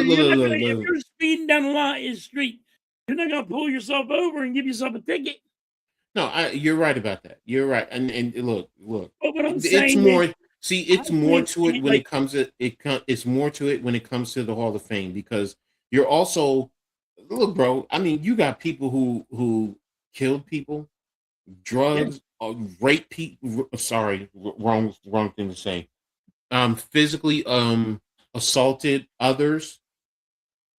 But yet and still we're making a big deal because the video, the flake gate and all this. No. Because when is it? Because we're sitting here making it a moral compass about the Hall of Fame. But what about other people who are in there? Like where is the line? Because then if that's the case, then people who do bad things, period, right? We should be holding them all accountable. Yeah, then. you should hold all of them. Look. Yes. One of my favorites, LT, was the first ballot Hall of Fame. But now you can make the argument, well, the things that he's did while he was a player, right? And heck, even some of the things that he was charged with afterwards. So it's like, okay, is the Hall of Fame about what happened doing with dealing with football, or is it about a moral compass? Same thing with Major League Baseball, the NBA. Like I could sit here and go through the all pro sports Hall of Fame. You got open races who are in there. Should they be in there? I mean, like, look, it's about what did you do when you were out there on the field, on the court. But thing is, if I know where your players are going, I know how to get the ball out of my quarterback's hand as fast as possible. Okay, and that's fine. I get what you're saying. But it goes back to my question. To me, it's cheating. And when you raise your kids, you always raise your kids not to lie, not to cheat. Yes, you're right. You're right. But see, and that's then the point. You're telling Belichick it's okay, and you're getting rewarded to lie, steal, and cheat. That's not what I'm saying to him because it goes back to what I just said. Hall of Famer. The only thing he did was lie, steal, and cheat. Okay, so again, it goes back to my other question. If somebody breaks the law, seriously, they break the law, but now they played well, they had a great career, and they've broken the law while they were playing. They did their penalty, they did their time, whatever, community service, whatever it is. When it comes up to the ballot and they had their first ballot, should they be penalized? Because this is what I'm saying to you. It's not just about Belichick and what you're saying, the lying, the cheating, and all of that. Because now we're trying to be, it's all about the moral compass. Now you're taking it. No, I'm not. It's the same thing. Because now are you saying that if somebody goes out as a football player and assaults his significant other, but he's a first ballot Hall of Famer. It's okay to physically assault other people. No. I'm not taking it other way, taking it too far. But I'm just saying, when I was using it as Belichick. No, I get what we you're were talking saying. about Belichick. We're only talking about game. But that's We're only talking about how he did his job. But the point is, I didn't say like, and I get your point, but I get your point. Mm-hmm. You're going, hey, you know, he's a criminal. He beat his girl, or he no, exactly. But killed somebody. I get it. Yes, there should be some kind of consequence. There's got to be a consequence. There's got to be some kind of consequence. You just can't sit there and go, boom. But okay, so then what you're saying is all of them, they should not be, even though they played as a first ballot. You're saying all of them, they shouldn't be first ballot. If you're saying that, then I'm backing off, and I'm saying you're being consistent across the board. But yeah, if you're saying everybody, yes, if you're uncouth and you're breaking physical abusing somebody or hurting somebody, or now there's players that are in jail right now because of what? They want to bring them, they're stealing, they're trying to sell homes and steal them and fraud, and they're in prison. If a guy's in prison, do you think you should be a Hall of Famer? No, you're in fucking prison. But my point being is there are those who, for whatever reason, they did it and they got off. They just had a great lawyer that got them off. What you're talking about. You know they did what should they? Should he not be in the Hall of Fame? Yeah, it should be a consequence. Okay, so then I back off and I digress. See, you're talking about the guy I think you're talking about. Yes, he should not be in the Hall of Fame to me. Okay, so wait, hold on. Once again, you got T.O. was not a first ballot Hall of Famer just because a reporter did not like him. Exactly. He didn't like talking to the media. Belichick didn't get in as a first ballot Hall of Famer because they said, "Oh, he stole things." He didn't like talking to the media. Yes. So the media is the problem. Yes, I agree with you. I'm with you there. All I'm saying. Yes, I'm with you there. I don't like it. Do I think Belichick should have a question mark or a fucking pound sign or whatever you want to call it? Yes, I'm with you there. You know what I mean? And say, yo, because he cheated, but he's in the Hall of Fame. Okay. I'm with you with that. I'm with you. I think Barry Bonds should be in the Hall of Fame. Yes. But I think he should have an asterisk next to him that he's in there. Then we're my thing. Like, I do. Do you put him in? Yes. Does he belong on first ballot Hall of Famer? No. But you got to put an asterisk next to his name. You want to put him in the first ballot Hall of Famer? Great. Just put an asterisk next to his name. Yeah, I'm with you with that. I'm with you with that. And again, I get you, and we're saying the same thing. Reporters the fuck out of the vote. I'm with you there. Take them out. Take all reporters out of the vote. If it's baseball, if it's hockey, whatever it is, just take them all out and let the Hall of Famers pick. And I think it should be just Hall of Famers. I'm with you there. I don't have an issue with that. I agree. Hockey, football, basketball, get the Hall of Fame. That's their job. They get paid money every week. Yeah. They get a paycheck. You know what they get a paycheck for? Being a Hall of Famer. Let them have a job. Exactly. You get to pick who deserves to be in the Hall of Fame or not. They would love it. Yeah, true. You know what I mean? They would love it. They would think it's fun. I also think they should pick the MVP and all that. You know what I mean? Yeah, I think players, it should come more from your peers because it's more because they're out there. They know what they had to go through to become. But you're out there and you're competing against them. Yes. Or Rookie of the Year, whatever. Yeah, I'm with you. I do not like the media voting. No. It's either deserved to be a first ballot Hall of Famer. He's like right there. It goes either way. I don't have a problem if he got in first ballot or not. That bothered me that T.O. did not get in the first ballot Hall of Famer because of a reporter saying, "Well, he didn't talk to me and he didn't like really talk to the media and friend us. Fuck you. Just do your I'm with job. you there. I'm with He's you not there. there to try to be your friend. I'm with you there. What did I say earlier about take the emotion out of things and just go by the facts? Right. I mean, But, and there's a but, lot of people we could debate and go back and forth with this. And you're right. You know, like I said, but I mean, I got Barry Bonds. I put Barry Bonds in the Hall of Fame, but I put an asterisk next to a name. yeah, I would too. You know, Clemens. I put Clemens in the Hall of Fame. look, they played in an era where realistically, a lot more players were using. It's just that and look, Bonds never technically got caught. It's just that you said somebody else said that they did yada yada Right. yada, He but there never was got no tested. He never yeah failed for a test yeah. So it's because like what he did was he said, "I'm out. I bounce. yeah. I leave. You want to drug test me? I'm out. I'm going." Yeah. So again, again the subjective aspect of it. The reporters. Yeah, you're right. You know, um, But I think that would help. I think it would help he's there more to talk to the media, if the sharing his. reporters didn't vote.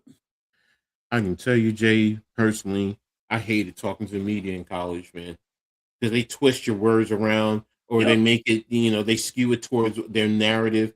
It's Yep. like, all right, you know what? If that's what you're going to do, because the one thing I hate is somebody putting words in my mouth. That's not what I And that's what said. they do. Now, if They you say you misunderstood, okay, this is different. Or I didn't understand or I misinterpreted, but don't put words in my mouth, man. I hate it. I hate that. Oh, you said this. No, I didn't. I said A, B, C, D. Don't tell me I said E, F, G. yes. No, no, no, I'm no. with you 100% on Yeah. that. That's what Get they out of do. my face. Get out of my They face with that. spin the Yeah. media Yeah. shit around the way they interpreted shit. And And that's and what they do. And ladies and gentlemen, the media are like that because we support them and we fall prey to the things they're skewing. It's half the times if we just critically think, we wouldn't fall for all of it. So, but let's get back to your feeling about now about your Eagles. How do you feel your Eagles season was? It's a failure. Is it failure because they didn't make the Super Bowl and win, or what? No, it's a failure because you can't just go into the wild and winning a Super Bowl and then just go into the wild card Mm-hmm. and not succeed. It's hard to go to the back to didn't Mm-hmm. Mm-hmm. expect that. But you got to get past the wild. Mm-hmm. Mm-hmm. Mm-hmm. You are the Super Bowl champion. You got to get past at least the wild card. Now, if Mm-hmm. you would have went moved on from the wild card and you were out, all right. I didn't like some of the things that happened this year with the Eagles, but all right, at least you went past the wild card. You couldn't make the Mm-hmm. wild card. You couldn't beat the wild card team. You could barely got in the playoffs. Mm-hmm. Mm-hmm. You're one and done. You're in the wild card. You've been the Super Bowl champions. They're Mm-hmm. headhunting for you. They have you circled on their calendar, Mm-hmm. Mm-hmm. and you failed. I think it's a failure to me Okay. because you didn't. If you would have went maybe the second one, maybe the third. I know you're not going to make the Super Bowl, but and then lost. I'm okay with that. Not in the wild card. You can't just make the wild card. You know what I Well, mean? how are you feeling about, this off season with, certain plans or, what are some of the plans you've been hearing, about the Eagles? Now I know they lost their offensive line coach is one of them, and many of you guys are not happy with it, but some of the other things associated with their off season. Now we got we got rid of our coordinator. We lost our offensive line coach. We lost our cornerback coach. We lost some defensive coaches, and now people are like, "Oh, the offensive coordinator that we got from Green That's true. Bay, oh, he's the next Andy Reid." He never called a play in his life. How do you know he's the friggin' next Andy Reid? So I mean, like, I'm up on airs with it. You know what I mean? I'm just up Mm-hmm. in the Mm-hmm. air right now with it. I don't know what to think. I don't know if this guy's going to be a good play caller or not. I mean, we just had every time we do this, and we have a guy that does not know how to call plays. Mm-hmm. Mm-hmm. He was shit. Johnson was Jalen Hurts' daddy's best friend, had milk and cookies with him. He sucked. Now we went with Kevin Batula, never called plays before. He sucked. Now we're gonna get another guy. He looks like the fucking Sandman from goddamn Spider-Man. Mm-hmm. So Mm-hmm. just don't know what I got, Coach. I don't know what I got. Well, I mean, we're still in. Am I losing Lane Johnson? And it looks like I'm losing Lane Johnson and our offense. Two guys from our offensive line might retire. Mm. And then there's people out there that want to get rid of friggin' one of your best wide receivers. Just put that on Mm-hmm. there. And then you have your defense that you had to bring all back, and you only have $20 million to do all this. Mm-hmm. Mm-hmm. Mm-hmm. You get rid of friggin' AJ Brown is dumb because of the salary cap hit. People are like, well, that don't, you can go, what happens if the salary cap didn't exist? It does exist. Well, you got to rob Peter to pay Paul.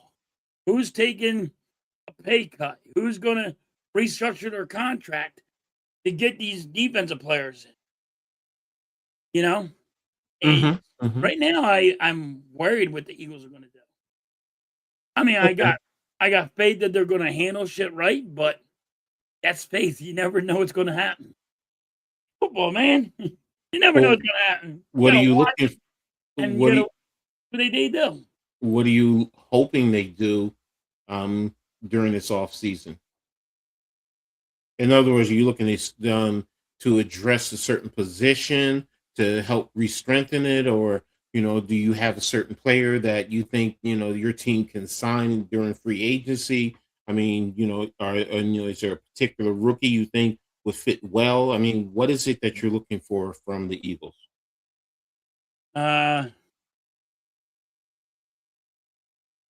We got to get a safety. We need corners. What are we doing with Jordan Davis and Jalen Carter? Mm-hmm. Because you got to sign them. Are they both? I think they're both going to be getting paid a lot of money. Like, I think they're going to sign like over $100 million contracts. So, see what happens. I don't know what they're going to do. I think you're going to have to trade some people, and you're going to have to restructure a lot of people's contracts. Okay. Okay. Huh. Hold a minute. What is my daughter saying to me? There we go. Okay. Sorry about that. You good?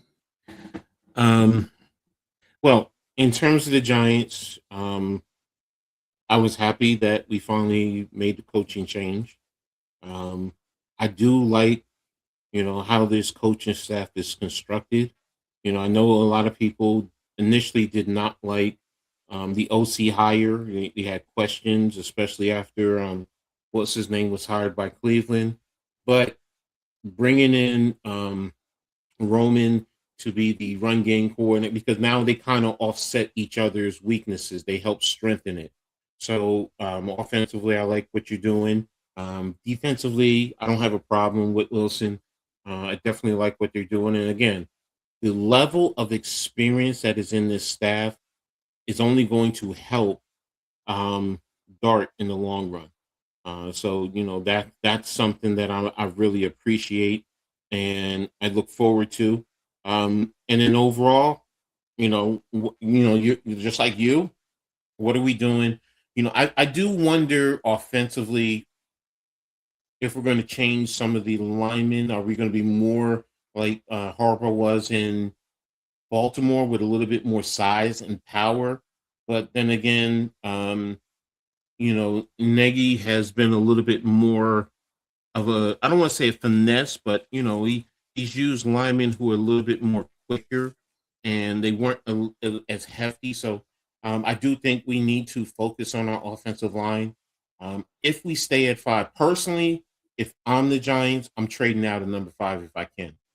Now it takes 2 to tango, but if we can trade back and get, extra picks, I would do that. And preferably if we can get a pick going into next year, depending on how Right, far because back you move. you don't need a quarterback, and you don't need yeah, that would be a good move for you.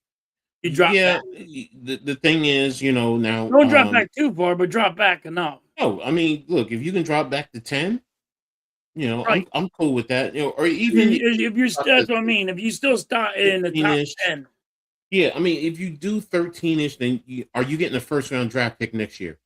I'm right. saying right now, if you drop to say like 13, I need a first round draft pick next year. If you do that, But I'm good. if you get a first round pick next year, you would do that in a heartbeat. Yeah, if you do that and you say you get a third rounder this year, I'm doing that because there is the offensive lineman from Penn State that I really do like. I think he would fit in perfectly in any scheme, whether it's a gap scheme, or whether it's a zone concept. I think he would do well. There's plenty of receivers. Everyone talks about the receivers, but there's receivers you can get later in the draft because there's plenty of receivers. This is a draft that's filled with receivers. And I've been going through and I've been looking at some of the film at some of these receivers, and I'm like, oh wow, this kid is better than I thought. So overall, do the Giants still have to fill key spots? Yes. Like receiver. What are you doing with Wan'Dale Robinson? Because if he goes, you only have Neighbors who's coming back from injury, and then after that you have Slayton, and then other guys who they're more practice squad or your 5th or 4th round receiver. So you definitely need either a true number 2 or a good number 3. Also a slot receiver. So you need that. And then defensively, when you can make the argument for cornerback. Safety is do you want another one? Because you got Holland, you got Newbin. Newbin is only going into his 3rd year, but there are Giants fans who are not happy with linebackers, interior defensive linemen, maybe as a backup to Dexter. Maybe you get a backup nose tackle. So I mean, Offensive line coach. hold on a second. They just And do you think they go for Stoutland? No, Now. they already have an offensive line coach. They just hired someone. Oh, they just did? Yeah, they released. I thought he was going to go. I thought Stoutland was going to go to use. Man, I was panicking. Oh, there were a lot of people who wanted that. So hold on, let me see. Where is the the coaching staff? They just announced it, I think yesterday. I didn't know that. Yeah, hold on. I'm taking a look right now on Twitter X. I had it before. I'm trying to find it. Okay, Willie Taggart. Is it? I think it's Mike Bloomgren. Damn. There's so much Giants. Oh, here it is. Tim Kelly. Yeah, Mike Bloomgren is the offensive line. Here, I'll share it with you so you can see. This is off of Twitter.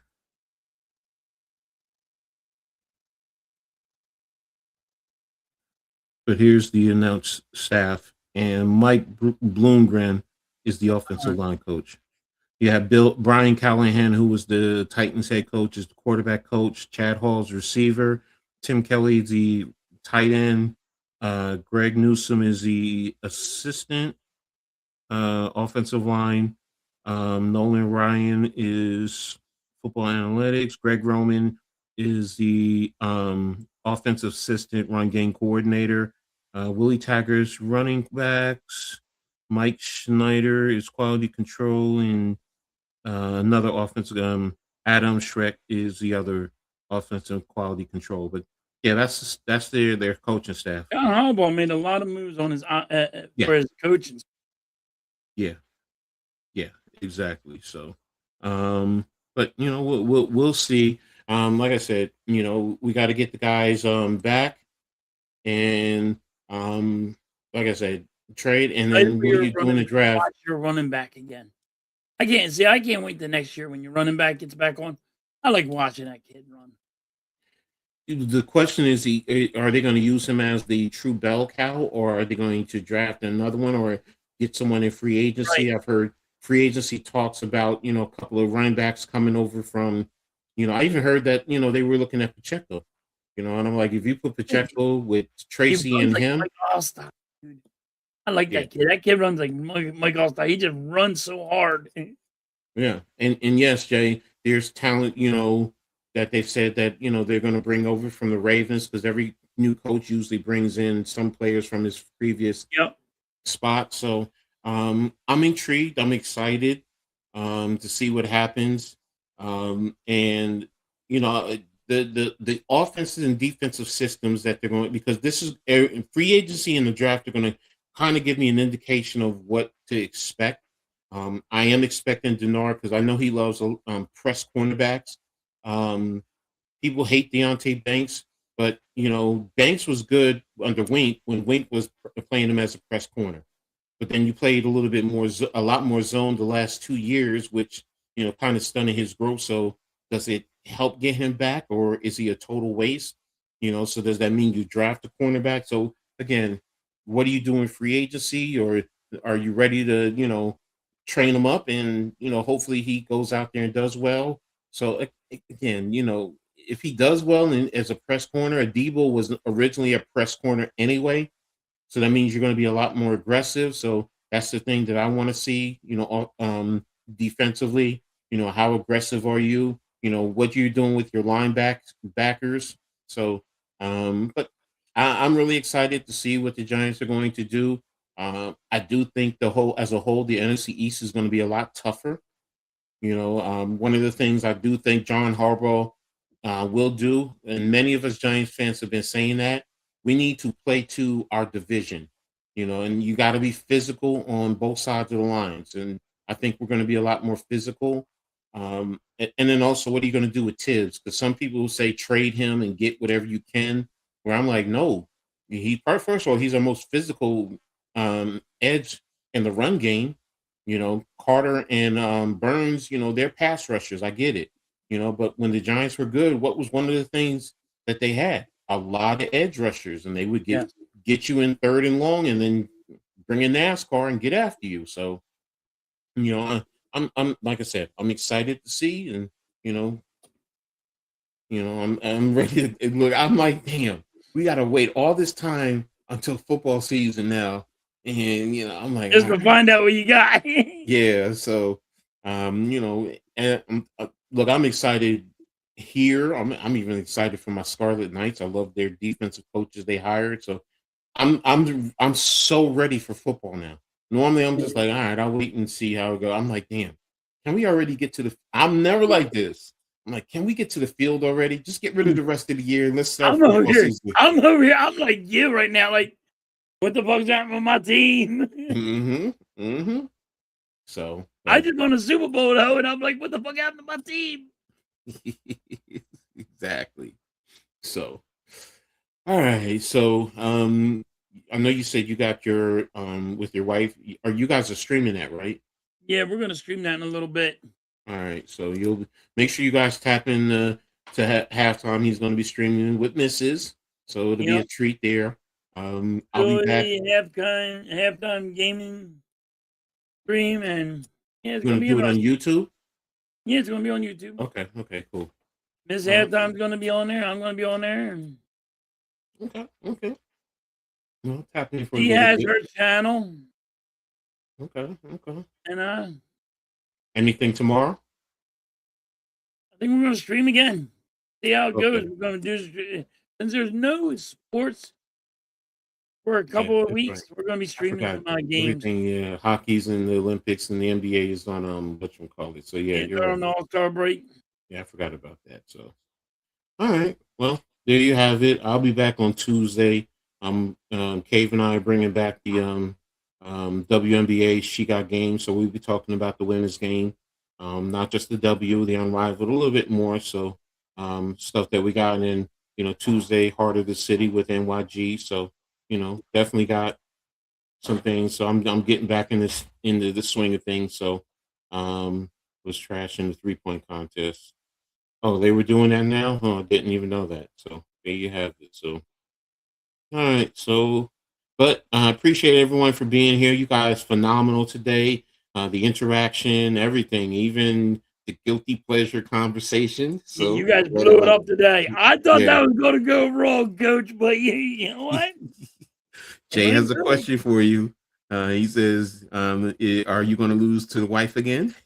Yes. Yeah. If I know it's good for me. Happy wife, happy life. Yeah.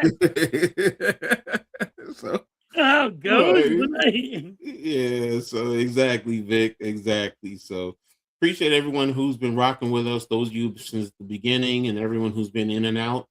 Appreciate you. I know we went a little bit longer, but we've been away for a while, so giving you a little bit more. So awesome day. It was great awesome. job. I didn't think it was going to go that good, but Coach, it lit up, man. Yeah. I thought everybody going to take that wrong. Nah, I kind of got it. So no problem, Blaze. Appreciate you as always, man. I'll see you later. So, see you, Blaze. But I'll be back next, like I said, Wednesday, and with the Pick and Roll podcast too. So I'll be there too. So, and we'll be back next week. So make sure you guys tap in. But we're gonna get ready to get out of here. So before we do, what do you always say when we get out of here? Catch you guys on the rebound. Peace. Peace.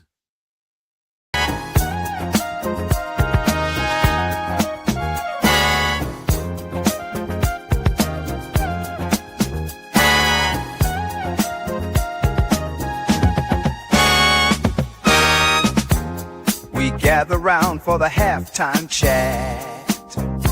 Old friends cracking jokes and talking stats. From life's little games to the greatest plays. Love and the stories from the old glory days. With Philly's heart and Coach's cheer, we break it down every moment, dear. Life is a team and we've got the plan. Sports, love, and laughter, that's who we am.